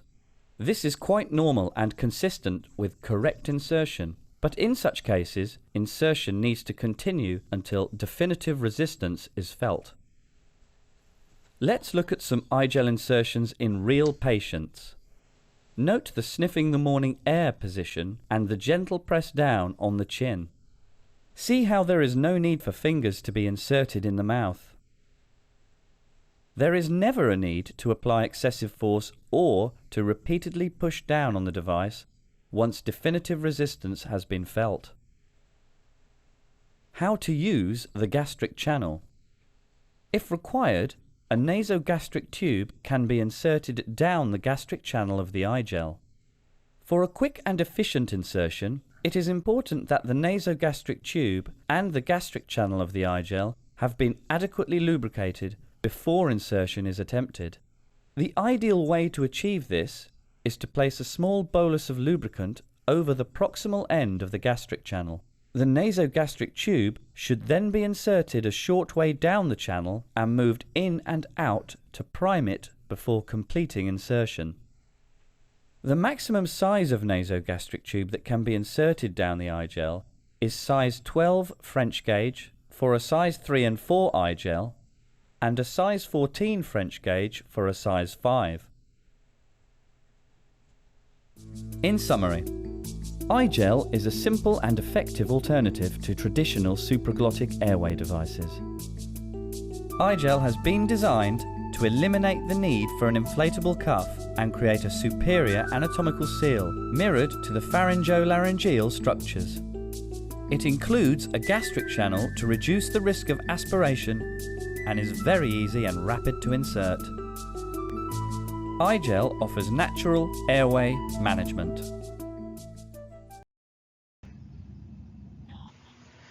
Okay, so the eye gel does have a couple of contraindications with it. It is one of the latest, greatest tools that we've been given.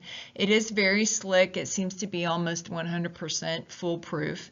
So some of the contraindications with it can be that that is listed here is related to surgical patients, because this is one of the ideal airway adjuncts that they use for surgical patients.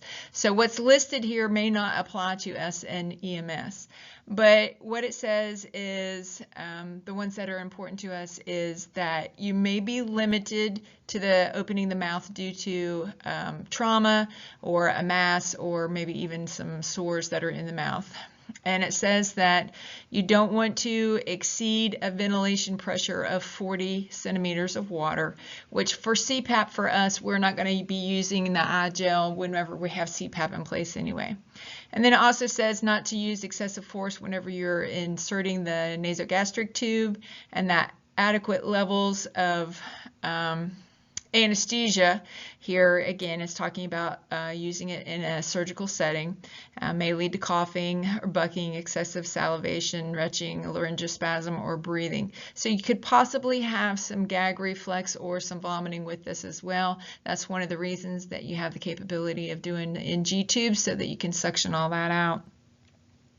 And then it also says don't reuse the eye gel, and then using it in a patient that's unconscious or semi-conscious is acceptable in an emergency setting.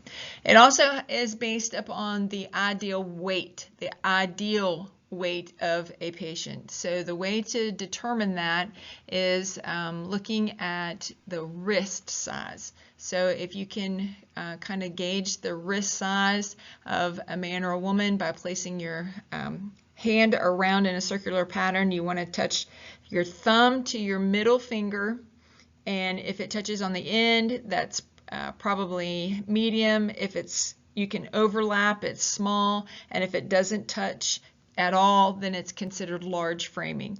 And so that's one of the ways that you can tell small, medium, and large if you don't have access to the chart. The chart will give you a height and then an estimated weight, and that will tell you what size of small, medium, or large frame that the ideal weight should be. And here's just another example of that weight chart that is listed in your protocol. Hey guys, welcome to this Mometrics video about the respiratory system. Every one of the systems in the body plays a critical role in our ability to function, but the respiratory system is particularly important. The respiratory system allows us to breathe.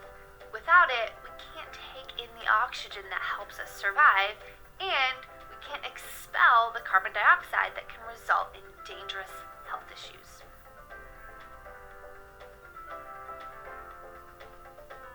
The respiratory system includes the nose, mouth, pharynx or throat, larynx or voice box, trachea or windpipe, bronchi or large airways, and lungs.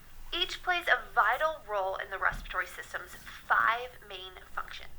Let's take a look at those 5 functions. It's a process called pulmonary ventilation. Air comes in through our noses and mouth and then passes through the pharynx, larynx, and trachea before entering the lungs. When we exhale, the air goes back out of our bodies. By the way, the trachea or windpipe connects the pharynx and larynx to our lungs. Secondly, when the respiratory system exchanges gases, that's called external respiration. When air goes into the body, it supplies the lungs with oxygen. As that oxygen comes in, the lungs expel carbon dioxide. A little later, we'll talk more about why it's so important that the body regulates carbon dioxide. That leads us to our third function, called internal respiration. Internal respiration exchanges gases between the bloodstream and tissues. The bloodstream carries oxygen to cells and expels carbon dioxide. The respiratory system also helps us with sound, and that's the 4th function on our list. When we exhale, our air goes from our lungs to the larynx, more commonly known as the voice box. When air moves through the vocal cords, they vibrate, and that creates sound. The respiratory system helps us smell, and that's the 5th and last function. Ever wonder why you can't smell anything when you have a clogged nose? It's because little fibers in your nose, the olfactory fibers, have been blocked by mucus or some other substance. So those are the respiratory system's 5 main functions. But let's talk a little more about carbon dioxide. The respiratory system does a delicate push and pull by pulling in oxygen and pushing out carbon dioxide.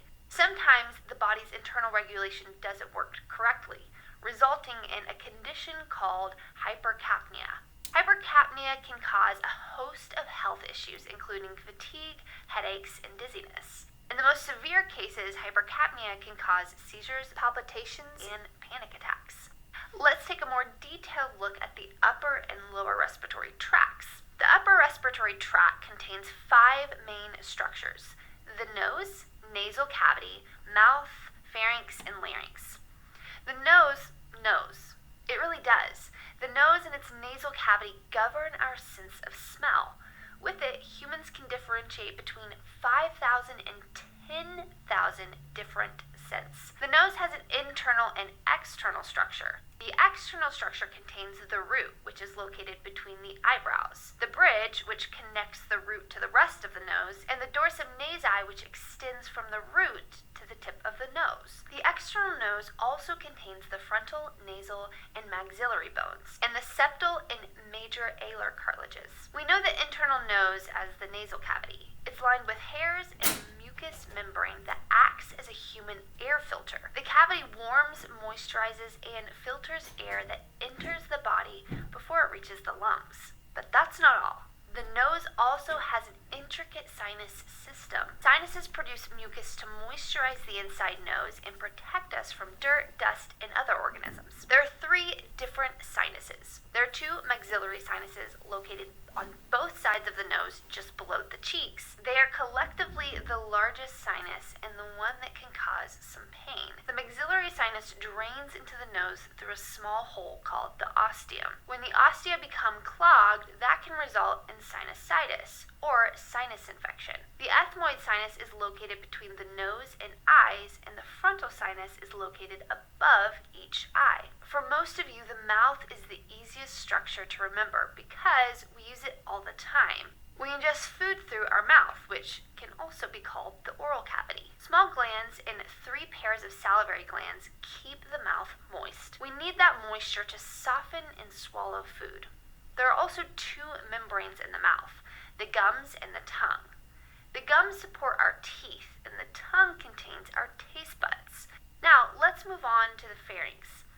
The pharynx has 3 separate sections: the nasopharynx, the oropharynx, and the hypopharynx. The nasopharynx, located above the soft palate, is the mechanism that lets you breathe through your nose. The oropharynx connects the nose and the back of the mouth to the esophagus. The hypopharynx is the passageway for food. Food goes from the mouth through the hypopharynx and esophagus and then into the stomach. Let's talk about the larynx.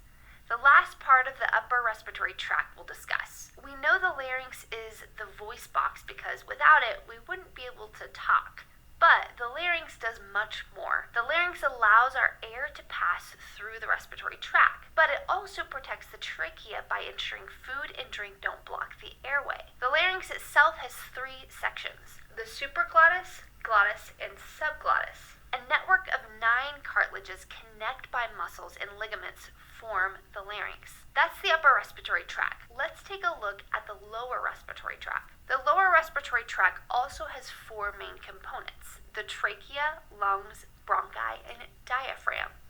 Let's start with the trachea. The trachea is the main airway to the lungs and is more commonly referred to as the windpipe. The trachea connects the larynx to the left and right bronchi in the lungs. We need our lungs to pull in air and breathe. We talked earlier about the body's need to pull in oxygen and push out carbon dioxide, and that's what our lungs do for us. Our lungs are an indispensable part of our breathing system. They're protected by the sternum, ribcage, and vertebrae. The process of perfusion helps fluid pass to an organ or tissue. The alveoli produce a fluid called surfactant, which helps prevent the lungs from collapsing.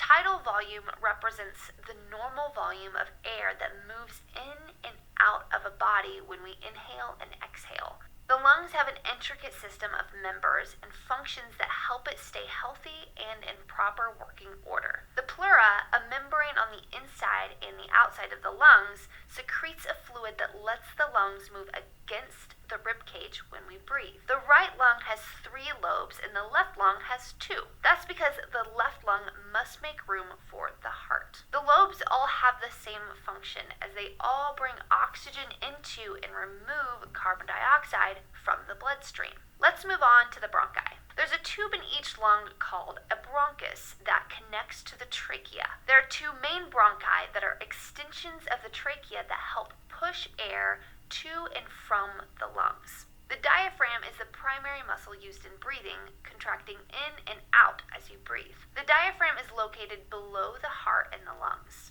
It has 3 main openings and they each provide a critical function. That's because these openings let other structures pass between the chest and the abdomen. The esophageal opening provides a passageway for the esophagus and the vagus nerve.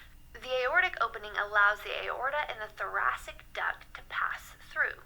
The aorta transports blood from the heart and is the body's main artery, while the thoracic duct is the lymphatic system's main vessel. Now that we understand the upper and lower respiratory tract, let's take a look at the respiratory system zones. The respiratory system has a conducting and a respiratory zone. The conducting zone provides a continuous passageway for incoming and outgoing air to travel. The conducting zone consists of the nose, the pharynx, the larynx, the trachea, the bronchi, and the bronchioles. It's important to remember that all structures in the conducting zone only deal with air. We talked about the gas exchange systems earlier, and that's where the respiratory zone comes in. The respiratory zone is only involved in oxygen and carbon dioxide exchange and consists of the bronchioles, the alveolar ducts, and the alveoli. The alveoli are very small air sacs in the site of the exchange of oxygen and carbon dioxide. The bronchi are the main passageways attached to the lungs, and the bronchiole connects the bronchi to the alveoli. Now that we understand the respiratory zone, let's talk more about ventilation. Ventilation is the process by which air moves in and out of the body. We breathe in, that's inhaling. We breathe out, that's exhaling. Inhaling and exhaling each have opposite movements. Inhale and the diaphragm moves downward. Exhale and the diaphragm moves up. When you inhale, the ribs push out and air fills the lungs. Exhale and the ribs relax as air comes out of the lungs. Hyperventilation and hypoventilation can occur while breathing, and both can make you sick. Hyperventilation happens when you breathe faster than normal. When you breathe fast, you take in too much oxygen in the blood, and that can make you feel faint or dizzy. During hypoventilation, you're breathing too slowly, and that results in too much carbon dioxide entering the bloodstream. That can result in fatigue, headaches, and other illnesses. So that's our overview of the respiratory system, the part of our body that helps us breathe while expelling carbon dioxide from our system. I hope that this overview was helpful. If you enjoyed it, then be sure to give us a thumbs up.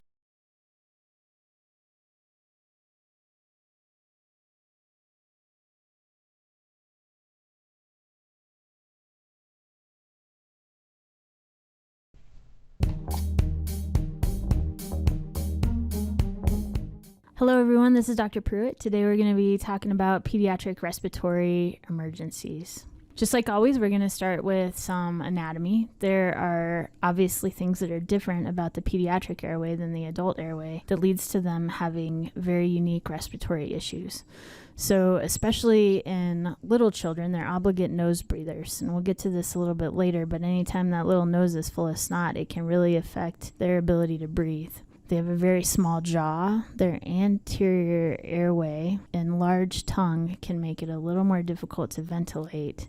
And as you start to think about intubation or posterior or pharynx things, they have a very round, floppy epiglottis and very flexible cartilages in the neck and in the trachea that, as they're working hard to breathe and sucking air in, collapse very easily.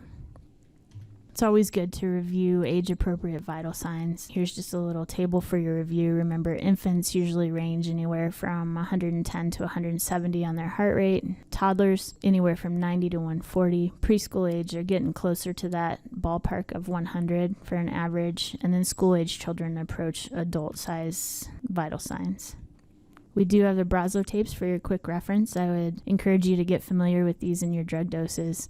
One easy formula that I like to remember, since all pediatric doses are weight-based, is that your weight in kilograms can be estimated if you take the child's age in years, multiply it by 3, and then add 7. So, for instance, if you have a 3-year-old, 3 times 3 is 9, and 9 plus 7 is 16. So I would estimate that child to be 16 kilograms, and you can use your weight-based dosing from there. Another important thing to consider when you're talking about the pediatric airway is their physiology.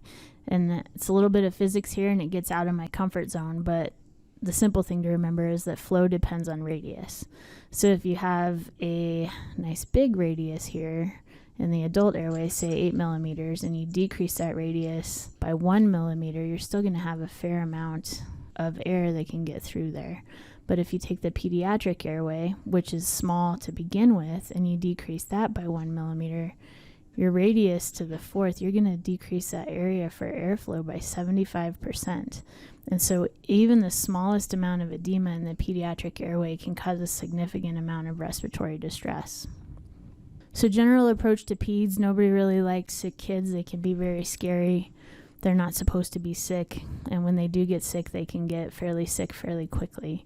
So it's important to stay calm. It always comes down, just be reassured that you know your ABCs, you know how to do this, and if you stick with the basics, most of the time you're going to be able to provide very, very good treatment. One of the things I like to emphasize about children is you don't need to touch them and aggravate them a lot. A lot of your physical exam can be just done by watching from across the room. Another very important pediatric consideration is that you need to expose them, and we're going to talk about this a little bit later, but you need to be looking at that chest and that belly. Their face is not going to tell you what underlying physiology is going on. So as you're trying to use your skills of observation, make sure you're exposing them and looking at the chest and the belly and touching and feeling. In the same vein, though, they do get prone to hypothermia. So after you expose them and you are comfortable with your exam, make sure you bundle them back up and keep them warm. Another pediatric pearl that I like to emphasize is always important to involve the caregiver. They're very concerned, they have a lot of information, and usually they're very reliable. There was one study done with mothers who had children with subjective fevers. Basically, they would come in to the emergency department and say, well, I didn't check their temperature, but my child felt hot. And more than 95% of the time, the mom was right that the kid had a fever. So if they're telling you the kid has a fever, go ahead and believe them, because they're usually right. These caregivers know their kids better than anybody else. And especially with the chronically ill kids, these parents are going to be experts in all of their specialized medical equipment and in their medical course. So rely on them as an asset when you're doing your evaluation. Everybody's heard of the pediatric assessment triangle. It consists of appearance and circulation and work of breathing. So when you start with appearance, you're looking, again, this can be done from across the room. You're looking at their level of consciousness. Maybe are they making eye contact? Are they asleep? Are they floppy? Are they crying and screaming? Are they consolable? What's their tone like? Circulation, you're looking at the color of their skin. Is it blue? Is it pale? Is it mottled? And how hard are they working to breathe? What kind of sounds are you hearing? How are they sitting? How are they holding their head? What does their chest look like? It's very important to note that all of this can just be done by watching. Not one single area of that triangle requires touch, right? And so before you aggravate this kid by making him mad and poking and prodding at him, you can just watch him from across the room and get a whole lot of your assessment done. When we're talking about appearance in that pediatric assessment triangle, you can look at these 3 different kids and pretty quickly tell which one is the sickest, right? You see the little girl in the yellow, she's making good eye contact, she's giggling, she's not crying. That's a well-looking child. You see the one in the middle here, not really making eye contact, but eyes are open, looks just like she doesn't feel good. But you see the unresponsive child in the corner, and clearly the sickest of the 3 and probably needs immediate medical attention. When we talk about skin on the assessment triangle, this is what mottling looks like. It's a very serious indicator of a very sick child. What you see here is the body shunting blood to the child's core and basically cutting off circulation to the skin. And this can be a sign of shock or really bad hypoperfusion. Another thing you look for when you're evaluating the skin is cyanosis, and that would be an indicator of some sort of lack of oxygen or lack of hemoglobin delivery. As you're evaluating work of breathing, there's several things you want to look at. First, you want to start with the rate. How fast are they breathing? What do you hear? Does it sound like upper airway or does it sound like lower airway? Do you hear stridor? Do you see them grunting? How are they holding their head? Is their head bobbing or do you see nasal flaring?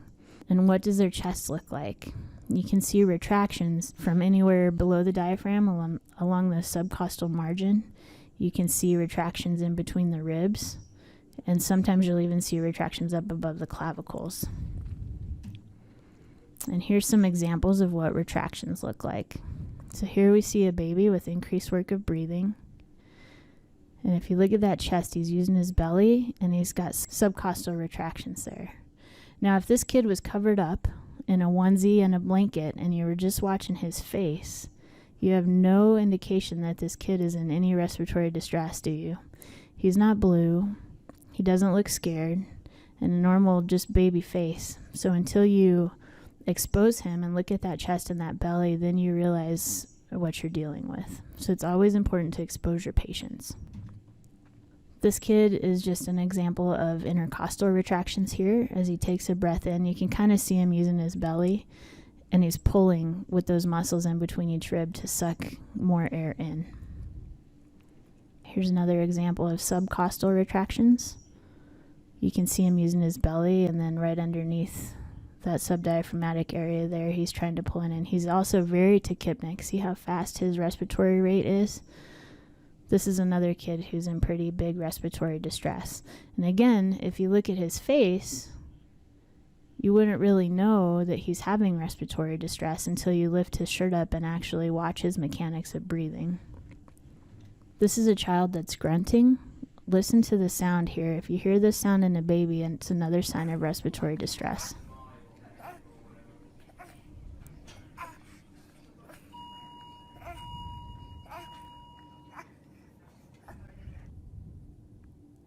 He's basically given himself some auto peep to help get air into those alveoli.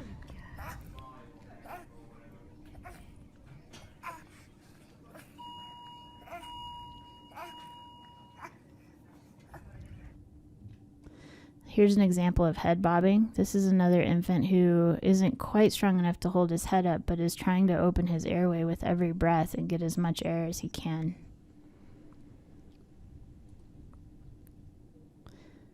You'll see this more often in infants.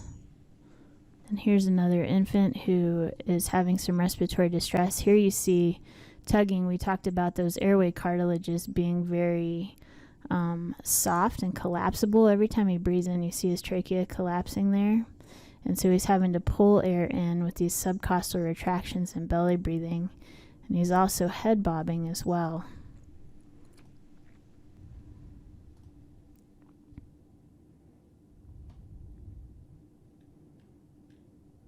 One more example of increased work of breathing in an older child. You see the intercostal retractions, subcostal retractions, and belly breathing with increased rate. And then here's an example of severe respiratory distress in an older child, where you see that seesaw breathing and he's really pulling hard, and you even have some intercostal retractions with collapse there. So it's important to remember, if you learned anything from those videos, expose your patient, look at their chest, watch that work of breathing. You're not just looking at the oxygen level. You're not treating a number that you see for the oxygen saturation, but treat their work. Respiratory failure is the leading cause of cardiac arrest in pediatric patients. So it's really important when you see a child in respiratory distress, aggressively treat that airway. And usually that just means supplemental oxygen. So a nasal cannula, anywhere up to 4 liters on a child, will deliver up to 40% of inspired oxygen. Whereas if you're putting a non-rebreather on them, you can increase that supplemental oxygen to 90%. Remember, if you're just breathing room air, it's 21%. So a nasal cannula will almost double the amount of oxygen you're getting, where a non-rebreather is going to increase it by 5-fold, roughly. One very important thing you can do, especially for your very small patients, is suctioning. Remember that airway is so dependent on diameter to get that flow through. So if you can get some of that extra edema out and extra fluid out of those passages, you're going to increase that airflow and help them breathe a little bit better. One important question when you're evaluating your patients is this the upper airway or is this the lower airway that's involved? Upper airway tends to be very noisy, so you might hear stridor, you might hear coughing, you'll hear congestion, you'll hear the snotty nose kind of breathing, and you'll see them drooling. If it's lower airway, you're going to rely a little bit more on your stethoscope, and you'll hear wheezing and crackles when you're trying to auscultate. Croup is a very common viral infection in kids. It's usually seen in kids that are anywhere from 6 months to 3 years old, and it's most common in the winter. You'll hear about symptoms that are worse at night, and I tend to see it. Most parents bring these kids in about day 3 or 4 because that's really when it peaks in its severity for these kids after they've had about 3 days of fever, runny nose, cough, congestion, just not feeling well, and then it tends to get really bad at night and they get concerned. So what you're going to hear is a seal-like cough. It's called a barking cough. And you might hear stridor, and this is what stridor sounds like.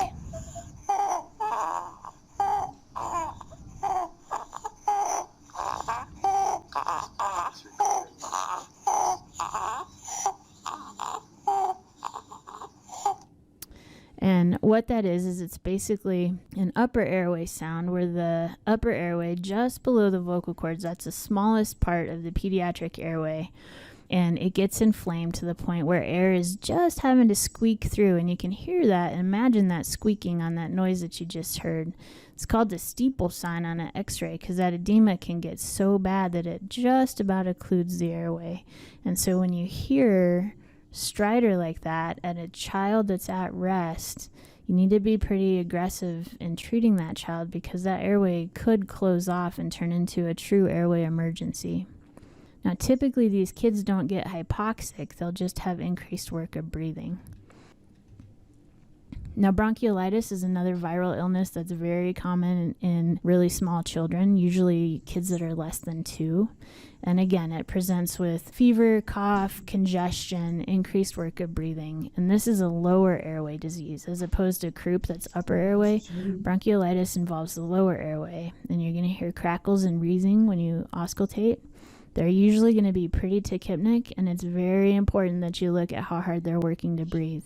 Because these kids can also, they might not be hypoxic, but they might have a really hard time breathing, and they can get tired very fast. So our goal is just to support them in their care, try to lessen that work of breathing and give them supplemental oxygen, maybe a little bit of positive pressure to stent open those collapsible airways in the alveoli, and treat their fever.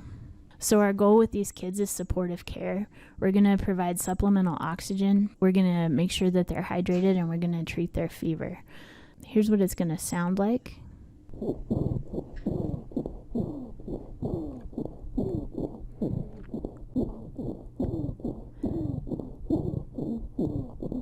And the way I like to describe crackles is as if you're pulling apart a piece of Velcro. You can hear that fine Velcro-y noise, and then there's a little tiny wheeze at the end. And this is the alveoli that are collapsing and the airway that are full of mucus and congestion that you're hearing. Not that dissimilar from asthma and reactive airway disease. Asthma you'll see in a little bit older kids. It's usually not diagnosed till after age 2. And asthma can be triggered by infection or any allergens. And here's what the wheeze that you'll hear with asthma.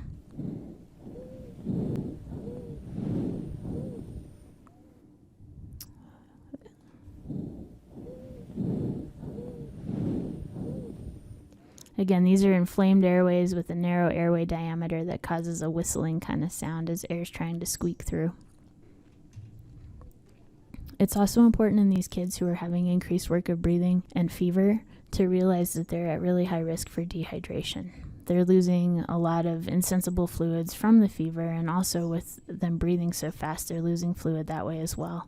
So it's important to ask their caregiver about how well they're tolerating oral intake and how often they're urinating. A healthy child should be having roughly 4 wet diapers in a 24-hour period. Another way that you can gauge hydration status would be to check capillary refill and look at their mucous membranes. If the child's crying, are they crying tears? And how do their lips look? Are they chapped or are they moist? Those are all good indicators of dehydration. If you do decide you need to give an IV fluid bolus, remember that it's 20 milliliters per kilogram. It's also important, as we're talking about hydration in these kids and helping to decrease their work of breathing, you're going to decrease their metabolic demand if you also treat the fever. So remember that Tylenol is an option, 15 milligrams per kilogram PO, or Motrin for kids that are older than 6 months would be 10 milligrams per kilogram as well. Allergic reactions is another thing to consider when thinking about a child who's having respiratory distress. It's important to remember that anaphylaxis is defined by 2 systems being involved. So if you have a child with lip swelling and hives, that counts as 2 systems, and that child probably needs epinephrine. Our treatment, in addition to epinephrine, includes Benadryl and steroids and consideration of IV fluid. Another airway consideration with pediatric patients would be choking. Kids love to put foreign bodies in their mouth, and sometimes those end up in their airway, especially 2-year-old boys. So it's important to ask if you have a child who is in respiratory distress and has no preceding fever or cough or congestion or the usual viral story, ask the parents if the child has had a recent choking or gagging episode and really have a high suspicion for foreign body ingestion. The child might be drooling, or you might hear stridor. And some of the most commonly inhaled foreign bodies include grapes or coins or peanuts. Now, what do you do if this happens? Well, you can do back blows. So turn the child upside down on your lap, just like you see here, and do the back blows. Use gravity, so get their head lower than your knee, and try to use gravity to get that object out of the airway. If the child becomes unresponsive, you then flip them over and use your laryngoscopy equipment to get a look inside the airway, and you can use your McGill forceps to remove that foreign body if it's visualized. Another cause of pediatric respiratory distress, especially in the summertime, would be drowning. If a child is pulled out of the pool and is having a difficult time breathing, they likely have suffered some injury to their lungs, so it's important to provide supplemental oxygen and some positive pressure with a bag valve mask if you can.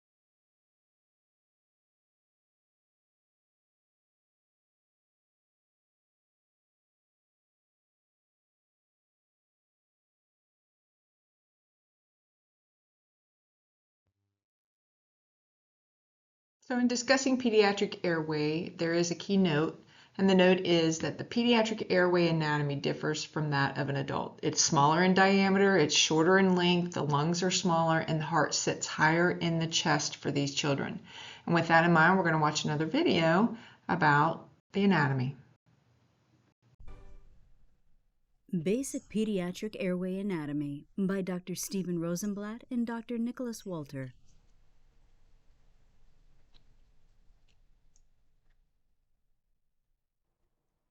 Normal respiration requires air to pass through the nose and mouth into the pharynx, through the larynx, and then down to the lower respiratory tract. Obstruction at any of these sites can lead to respiratory distress, and depending on the site of obstruction, can prevent intubation and necessitate a tracheostomy. The larynx itself is divided into three contiguous areas: the supraglottis, which includes the epiglottis, false vocal folds, and arytenoid cartilages; the glottis, which includes the true vocal folds themselves; and the subglottis, or region immediately below the true vocal folds. The subglottis is the only part of the airway that is made of a complete cartilaginous ring that is called the cricoid cartilage. The trachea is made of a series of U or C-shaped cartilages. The pediatric larynx differs from the adult larynx in several important ways. First, the pediatric larynx is funnel-shaped, with the most narrow point being the subglottis within the cricoid cartilage, whereas in an adult, the narrowest point is the glottis itself. Another important difference between the adult and pediatric larynx is that the laryngeal structures overlap in an infant, almost like sections of a telescope. The hyoid bone sits over the thyroid cartilage, and the thyroid cartilage overlaps the cricoid. This will stretch out with age, but in an infant, the hyoid bone can make palpation of the thyroid cartilage landmarks difficult. And because the thyroid cartilage overrides the cricothyroid membrane, cricothyrotomy is generally not possible in children. Finally, the pediatric larynx sits higher and more anterior in the neck than in an adult patient.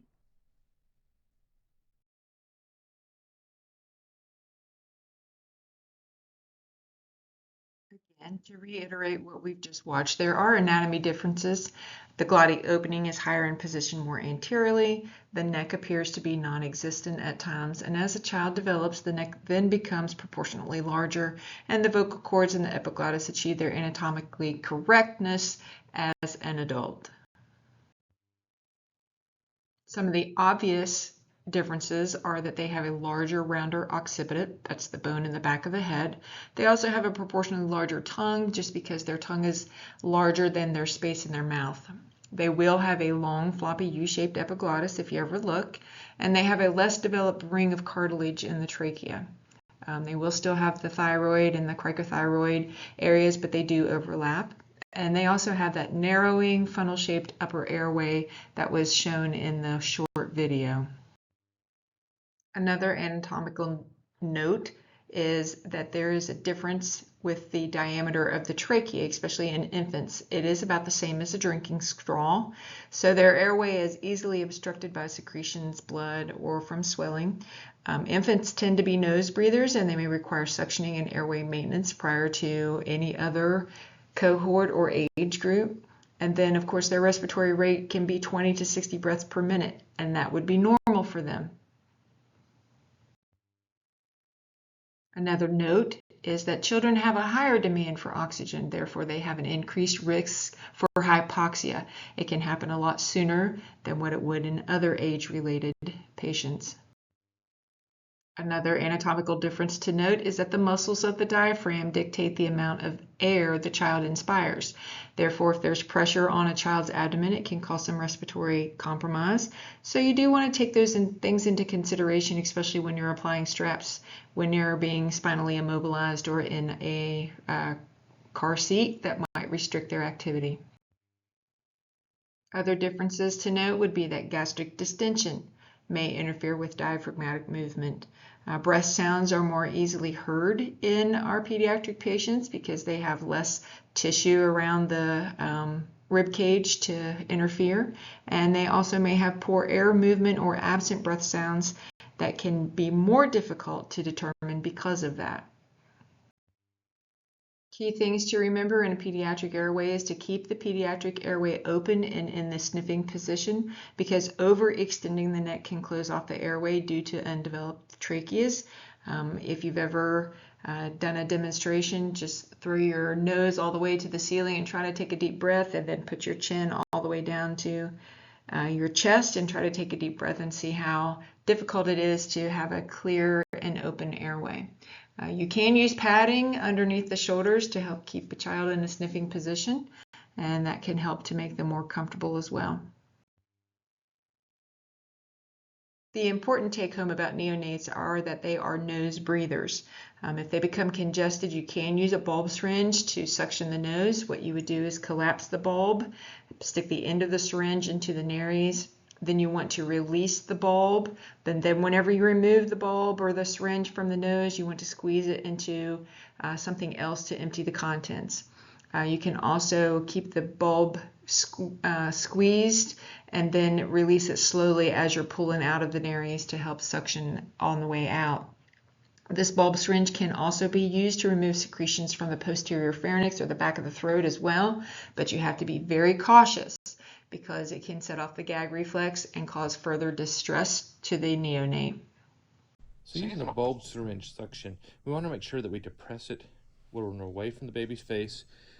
Go to the nose, nostril, release, suction it out, clear it off to the side, come back to the other nostril, clear it off to the side, and then do the mouth as needed. I almost did it myself. Problem that we sometimes see is we stick it in there and then we depress, which is just going to force it further down the airway.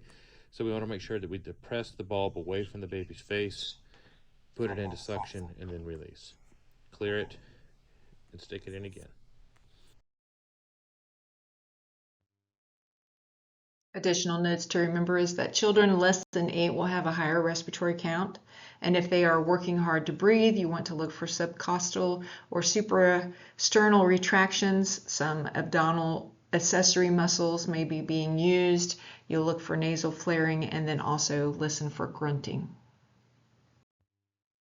Remember that hypoxia or respiratory failure is the most common cause of cardiac arrest in children. So knowing how to properly use a bag valve mask is essential. It's crucial to have a good seal around the face. You want to watch your hand placement so you don't obstruct the airway. You want to give each breath over 1 second, and you want to use the lowest pressure necessary to see that chest rise and fall.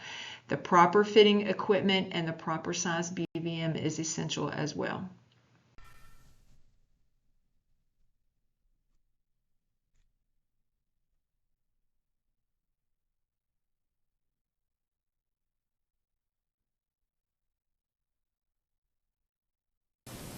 These are the main components of the self-inflating bag valve mask.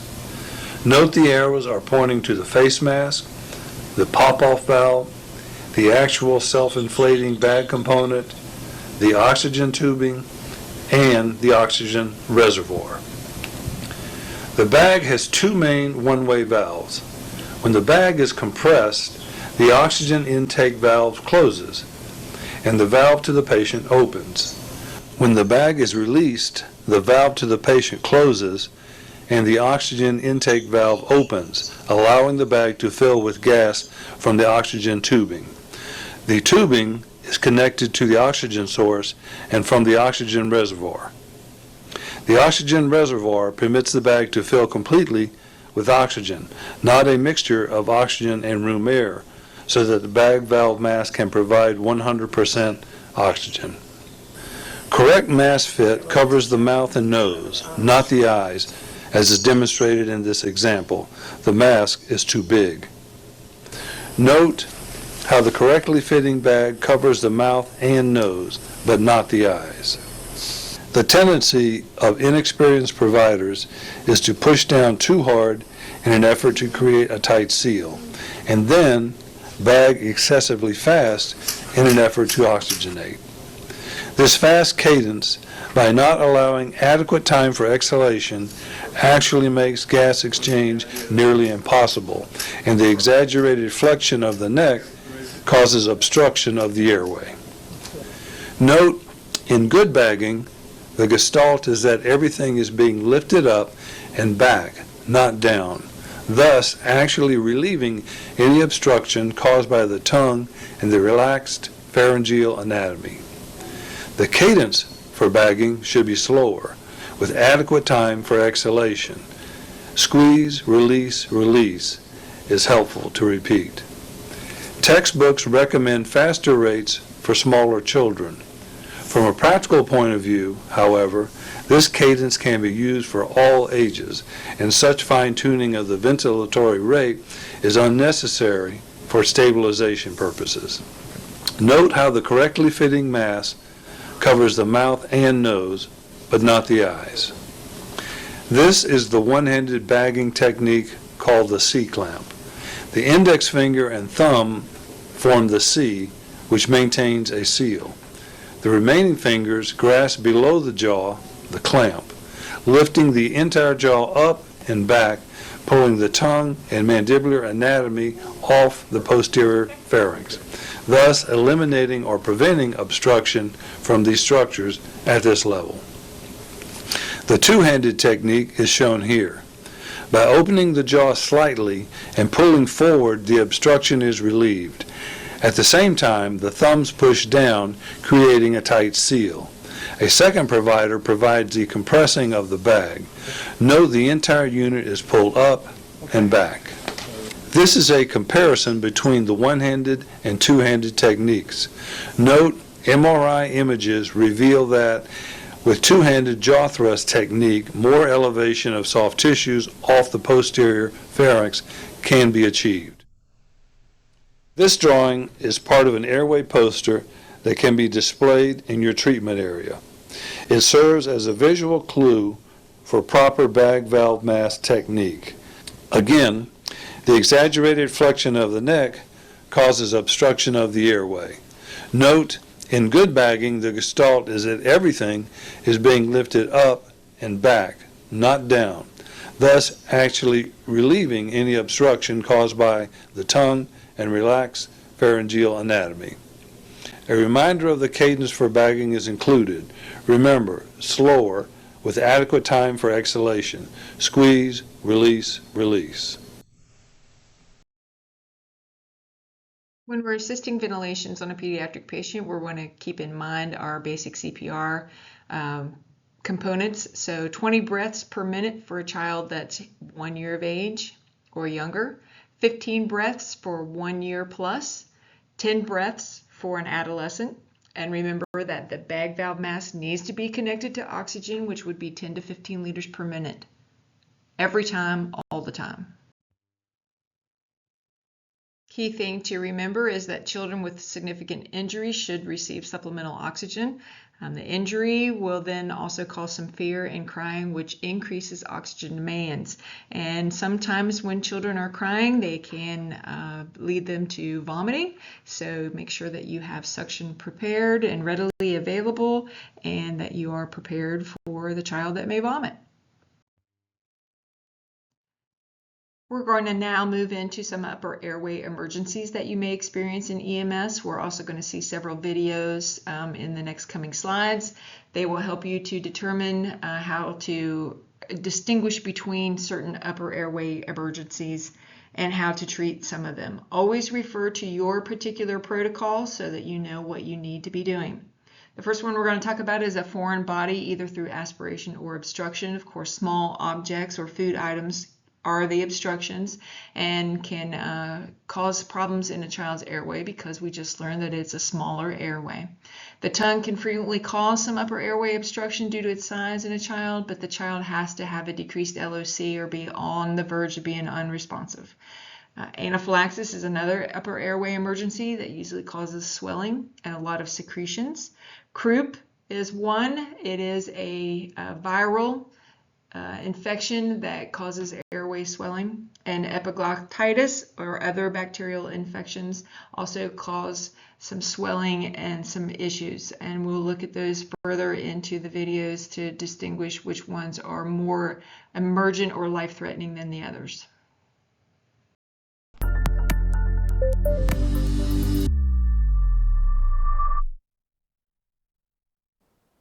Now let's cover a fairly lengthy but important subject of upper airway respiratory distress.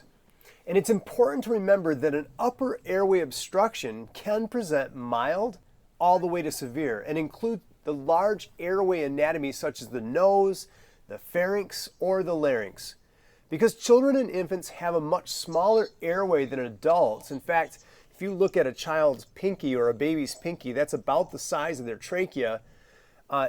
They're more susceptible to those types of obstructions. And in a child or infant with a decreased level of consciousness, the tongue can cause an obstruction because the muscles relax and the tongue falls back into the back of the throat, obstructing the actual oral pharynx area of the airway. Food or small foreign body objects, infections like epiglottitis or croup, thick secretions in the nasal passages, or swelling of the airway from a condition like anaphylaxis or epiglottitis are all common causes of upper airway obstruction. Less common but possible upper airway obstructions can be caused from such things as a mass, like an abscess or a congenital condition in the airway, or trauma even, that causes narrowing of that same airway. The signs of an upper airway obstruction are different from lower airway obstruction in that the signs occur mostly during inspiration. Typically, the signs include inspiratory retractions, the use of accessory muscles, nasal flaring, hoarseness, snoring, drooling, a change in sound of their voice or cry, or that really, really common sound like that barking, seal-like bark cough. That also is accompanied with the stridor-like sounds when oscillating lung sounds. Usually, as an upper airway obstruction worsens, breathing becomes more labored and faster. However, in the later stages with severe hypoxia, breathing becomes slower and actually will eventually stop altogether if left untreated. Early recognition, identification, and treatment of respiratory distress in infants and children is vital to their survival and good outcomes. Respiratory distress can quickly progress to respiratory failure and cardiac arrest. Treatment would include proper positioning of the patient so that they're most comfortable and they're in a position that keeps the airway open to help support breathing efforts. Now, this could include that the child's sitting upright so that their head is higher than their heart, or if they really are feeling distressed, they could even lean forward or hold a teddy bear, anything that kind of helps them feel more comfortable, decreases their stress level. Now, next, we should probably check lung sounds and apply an oxygen saturation monitor while the child is still on room air. This will establish a good baseline for their SpO2 level. Now, we're going to want to administer high flow oxygen right away for respiratory distress. Remember, the goal is to keep the oxygen sat above 94%. We could consider suctioning as needed, and after initial oxygen therapy is established, the assessment of their blood pressure, their pulse, their respiratory rate, their temperature, and a good ECG should all be the next things to follow. It's going to be important to identify and treat the specific upper airway obstruction based on the signs and symptoms. Now, croup is most commonly identified, like I said before, with that seal-like bark. Stridor lung sounds and possibly even retractions are going to be really visible in those severe cases. Usually lower lung sounds are clear. For croup, we want to administer nebulized epinephrine at 5 milliliters of 1 to 1,000 as indicated. When the initial airway treatment has been initiated, IV or IO access should be established in order to have an access point to give corticosteroids if that's needed. A commonly recommended corticosteroid is dexamethasone, 0.6 milligrams per kilogram. We deliver that IV or IO. Now, reassess the vitals after the initial treatment and monitor our patient closely. It's a good idea to be prepared to intubate in case respiratory failure occurs. For things like anaphylaxis, intramuscular epinephrine or an autoinjector would be the first emergency treatment. Corticosteroids, albuterol, and antihistamines can also be administered depending on the signs and symptoms. If a child or infant has a foreign body airway obstruction where they cannot cough or breathe, it needs to be removed immediately with proper basic life support. Now, we're going to use certain techniques like abdominal thrusts, back slaps, or chest thrusts. But for a mild foreign body obstruction, as an aspiration where the child's able to make sounds and cough forcefully, one should not try to physically remove it, but rather call for expert consultation if time allows. And if the patient's status remains stable, you can still see if maybe a surgical or a deep suction might be called for. Allowing the child to remain in the position of comfort and monitor them closely for deterioration. And if they do deteriorate, we want to treat them accordingly. Hey guys, it's Medicosis Perfectionalis resuming our discussion about pulmonology topics. We have talked about acute epiglottitis before. I've talked about croup before. I have had a mnemonic about acute epiglottitis, another crazy mnemonic about croup. Today we'll compare between them. Acute epiglottitis versus croup. Which one is more common? Croup. Which one is more dangerous? Acute epiglottitis. Croup is caused by a virus. Acute epiglottitis is caused by a bacteria. What kind of virus? Parainfluenza virus, which is a paramyxovirus. Is it DNA or RNA? And the answer is RNA. Is it positive sense or negative sense? And the answer is it's negative sense. What is the bacteria that cause acute epiglottitis? There are lots of them, but especially you should remember the Haemophilus influenza B. Is it gram positive or gram negative? It's gram negative. So a negative bacteria, gram negative, and a negative sense virus. Which one should you suspect first? Acute epiglottitis, because you need to rule it out first, because it's more dangerous. The kid is drooling. It's an emergency. You have to intubate or tracheate. Now with that being said, now let's get started.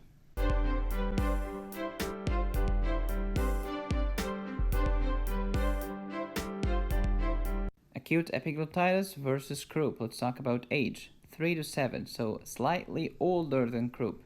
Croup, 3 months to 3 years, so slightly younger than acute. This is trivial, I don't care. What is the cause? Haemophilus influenza B, especially if the kid is unvaccinated. Staph aureus, strep pneumo. Here in croup you have parainfluenza virus, adeno, Remember conjunctivitis, RSV, and historically it was diphtheria. Course and duration. This is rapid onset and rapid course, very short duration. It's very acute. The patient can die within a day. So please be careful. It's a true emergency. This is kind of slow. It takes days until it becomes symptomatic. It takes days until it becomes more symptomatic or severely symptomatic. Season, this is year round, and this is cool months during fall. Acute epiglottitis is rare. Croup is commoner. This is less common but more dangerous. This is more common but less dangerous. Why is it dangerous? Emergency, block the airway. Asphyxiation. Symptoms, shortness of breath. The kid is sitting still, looking ill, with sore throat. In croup, you have rhinorrhea, mild cough, hoarseness, also known as dysphonia. Any disease that involves the larynx can lead to hoarseness.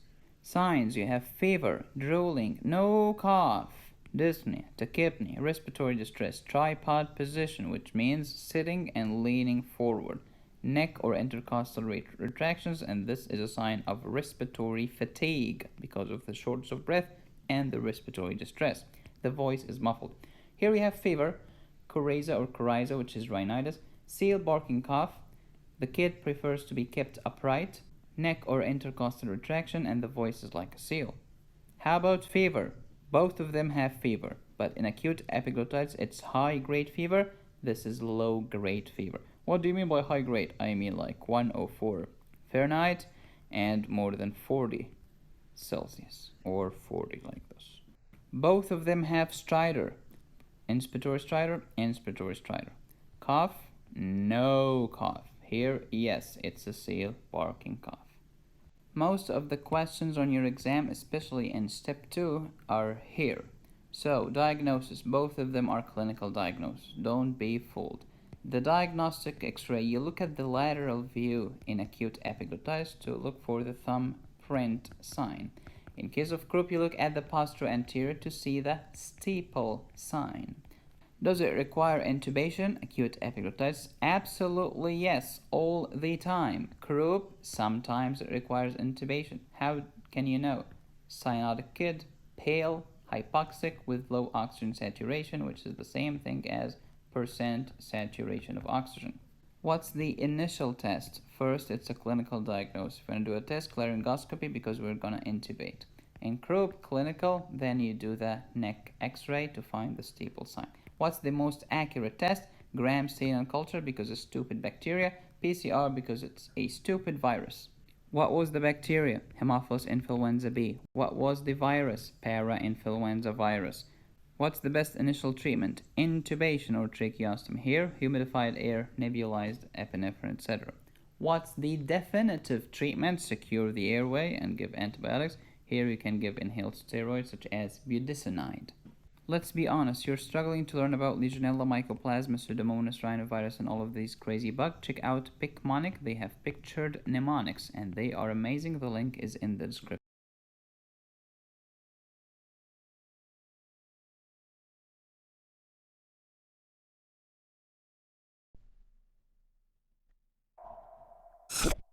Asthma comes from the Greek word for panting, which makes sense because it causes chronic inflammation of the airways, making them narrow and more difficult to breathe through. People with asthma can have asthma exacerbations or asthma attacks, which are usually triggered by something in the environment which causes immune cells to generate inflammation in the lungs, which can make them even narrower and potentially be life-threatening. So if we take a look at the lungs, you've got the trachea, which branches off into the right and left bronchi, and then continues to branch into thousands of bronchioles. In the bronchioles, you've got the lumen, the mucosa, which includes the inner lining of epithelial cells, as well as the lamina propria, and the submucosa, which is where the smooth muscle lives. The molecular pathway that leads to asthma is actually pretty complex, but it's often initiated by an environmental trigger. In asthma, there's often an excessive reaction from type 2 helper cells, or Th2 cells, against specific allergens. Th2 cells are an immune cell subtype, which are known to be involved in asthma, as well as atopic dermatitis and allergic rhinitis, making up what's called the atopic triad. What can happen with asthma is allergens from environmental triggers, like cigarette smoke, are picked up by dendritic cells, which present them to Th2 cells, which produce cytokines like interleukin 4 and interleukin 5, leading to a number of the features of asthma. For example, interleukin 4 leads to the production of IgE antibodies, which coat mast cells and stimulates them to release granules containing things like histamines, leukotrienes, and prostaglandins. Interleukin 5, on the other hand, activates eosinophils, which promote an immune response by releasing more cytokines and leukotrienes. In this case, since IgE antibodies are being produced, this is an example of a type 1 hypersensitivity reaction. This leads to two series of events. Early on, minutes after exposure to the allergen, smooth muscle around the bronchioles start to spasm, and there's increased mucus secretion. This narrows the airways, making it difficult to breathe, and this is why asthma is considered to be a type of obstructive pulmonary disease. There's also an increase in vascular permeability and recruitment of additional immune cells from the blood. These immune cells, especially eosinophils, release chemical mediators that physically damage the endothelium of the lungs. Initially, these inflammatory changes are completely reversible, but over the years, irreversible changes start to take place. Edema, scarring, and fibrosis build up, leading to thickening of the epithelial basement membrane, which permanently reduces the airway diameter. Although the specific causes of asthma are ultimately unknown, it's thought to be caused by a combination of genetic and environmental factors, since certain genes have been identified that increase the risk of developing asthma, and having a family history of asthma seems to increase the risk as well. For environmental factors, there's the hygiene hypothesis, which suggests that reduced early immune system exposure to bacteria and viruses might actually increase the risk of later developing asthma, possibly by altering the overall proportion of immune cell subtypes. In general, causes of childhood asthma diagnosed before age 12 are thought to be due to a stronger genetic influence, whereas later onset asthma is more likely to be due to environmental factors. Now, the triggering substance that leads to an asthma attack can differ from person to person, but some common ones include air pollution like cigarette smoke and car exhaust, as well as allergens like dust, pet dander, cockroaches, and mold. Medications like aspirin and beta blockers have also been known to trigger symptoms in some individuals with asthma. That said, symptoms of asthma include coughing, a feeling of chest tightness, dyspnea or difficulty breathing, and wheezing, or a high-pitched whistling sound that usually happens during exhalation.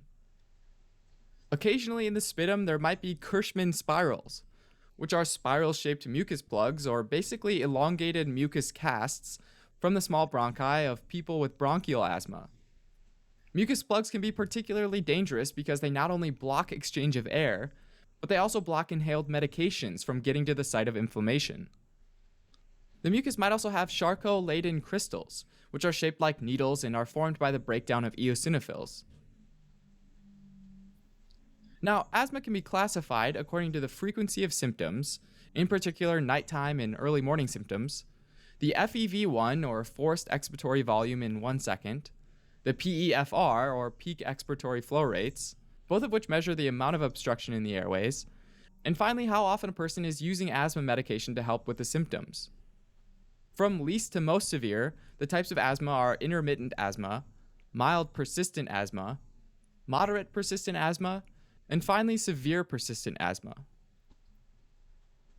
While there's no cure for asthma, there are treatments available that can help manage the symptoms and prevent the development of an asthma attack. First, people with asthma should avoid or minimize contact with triggering substances by vacuuming, removing carpets and rugs, and changing the environmental conditions, like for example drying out a room in the case of molds that grow well in moist areas. There are also a number of medications that can reduce the symptoms of asthma. Bronchodilators like short-acting beta-adrenoceptor agonists and anticholinergic medications are often administered through emergency inhalers. These fast-acting medications cause the smooth muscles in the lungs to relax and therefore dilate the airways, opening them up so that the person can breathe. Individuals with more severe forms of asthma might need additional treatments, like daily corticosteroids, long-acting beta-adrenoceptor agonists, or leukotriene antagonists. In very severe cases, intravenous corticosteroids, magnesium sulfate, and oxygen therapy might be needed. All right, as a quick recap, asthma is characterized by chronic inflammation in the lungs, as well as asthma exacerbations or attacks, where certain triggers start up more inflammation, which leads to smooth muscle spasms and mucus production, both of which make it hard to breathe.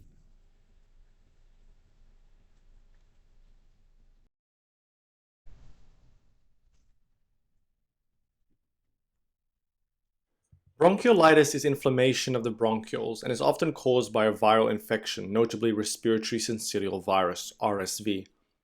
Bronchiolitis is the most common respiratory tract infection of neonates and is usually self-limiting.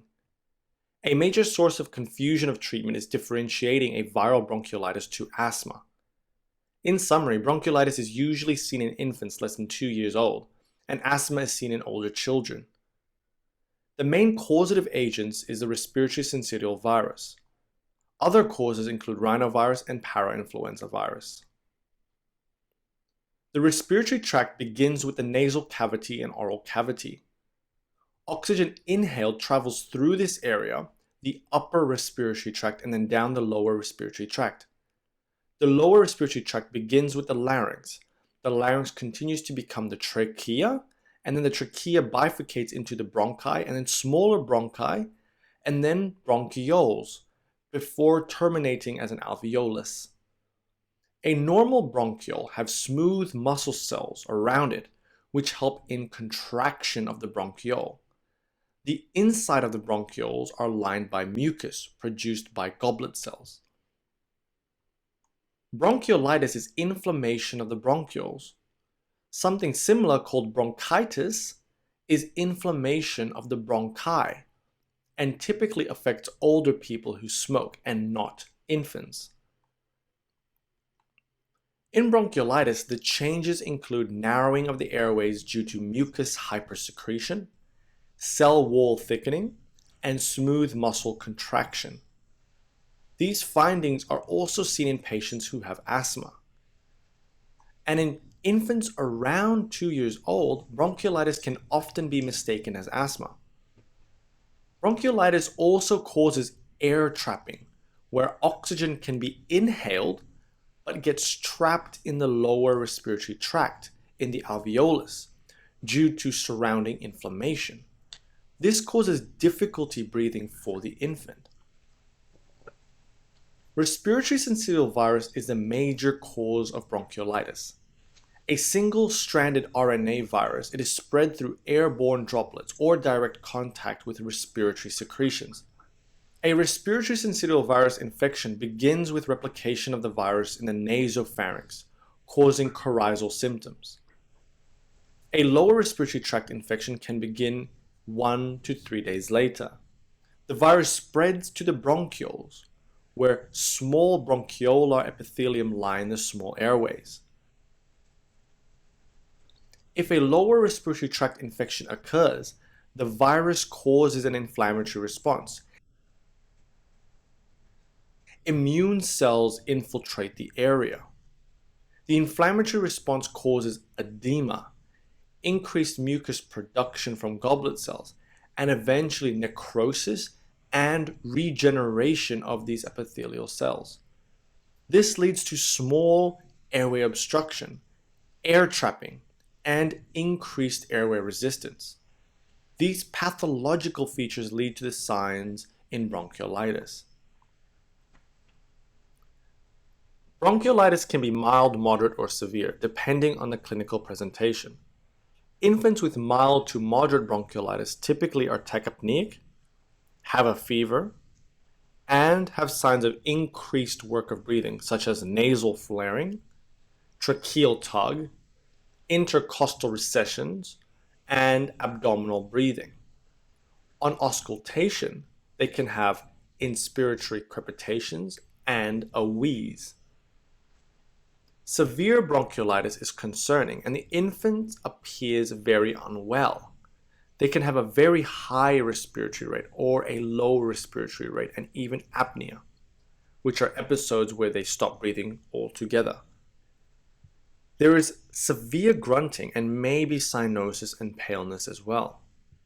The child has difficulty feeding, taking in less than 50% or normal feeds. All these features are concerning, and all these features indicate severe bronchiolitis.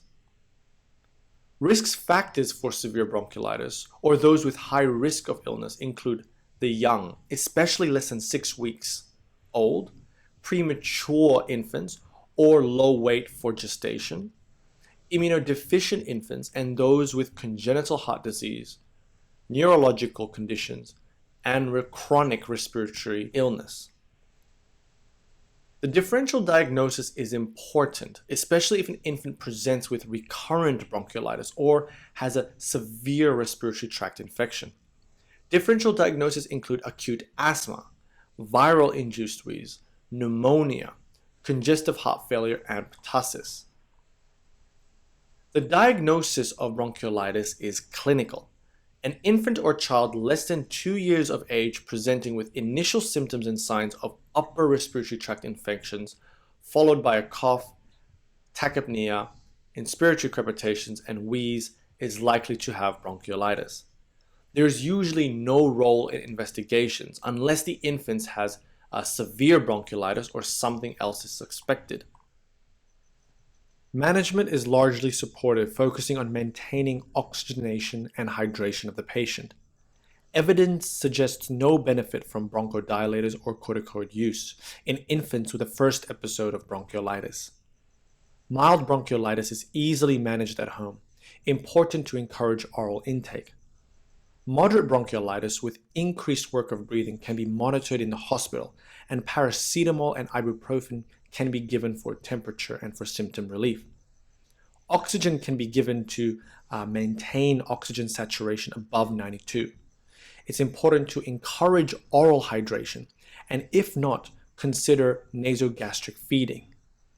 Bronchodilators and corticosteroids again are not recommended for infants with bronchiolitis. For older children, you can consider bronchodilators for symptom relief. If oxygen levels are still low, consider high-flow nasal prongs. Severe bronchiolitis will require oxygen via high-flow nasal prongs or even a continuous positive airway pressure, CPAP. Nasogastric tube or IV cannulation is important to keep up with the fluids. Children will require admission to hospital and potentially further investigations. Persistent hypoxemia will require ICU referral. Most cases of bronchiolitis resolve without complications. However, some complications can include dehydration, apnea, particularly in infants born prematurely, and then obviously secondary bacterial infections.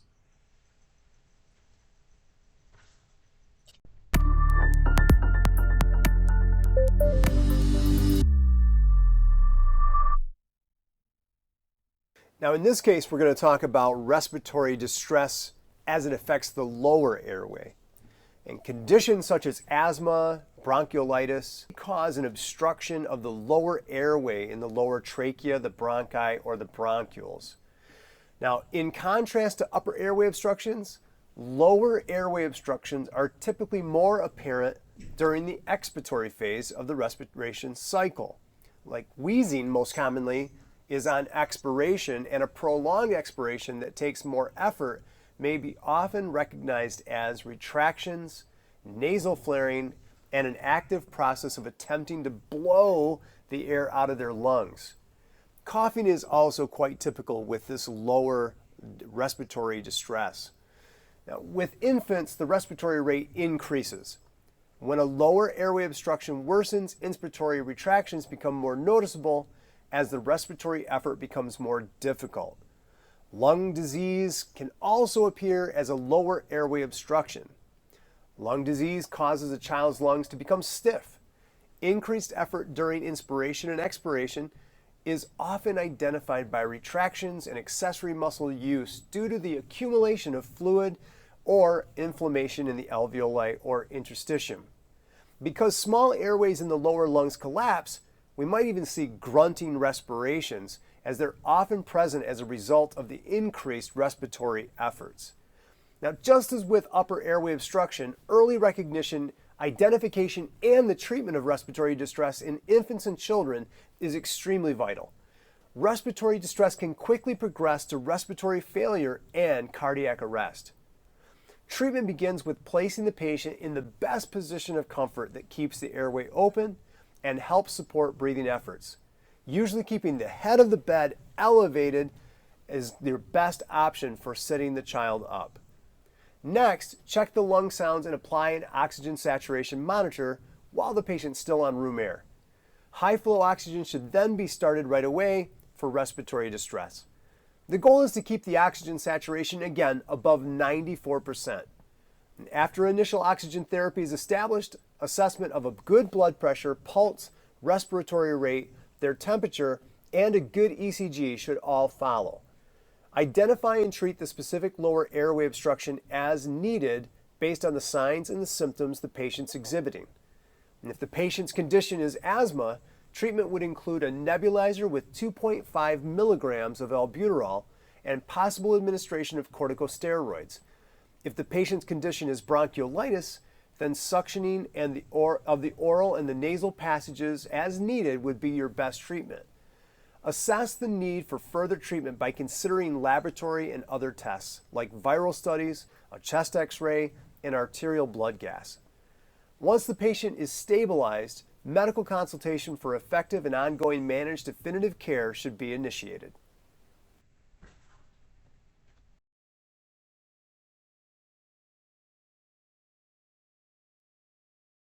For management of our pediatric airways, we're going to open the airway, we're going to check for an obstruction. We may need to consider an adjunct, that either that's an OPA or an NPA, and then we also have to consider that we may need to use a bag valve mask for ventilation.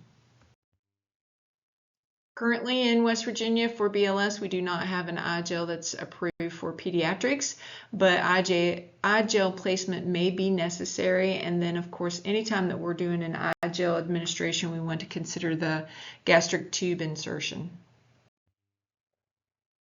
And that concludes our presentation for Module 1 for BLS. This contains all the information that you need for National Registry requirements and West Virginia requirements, and this is in a West Virginia approved course.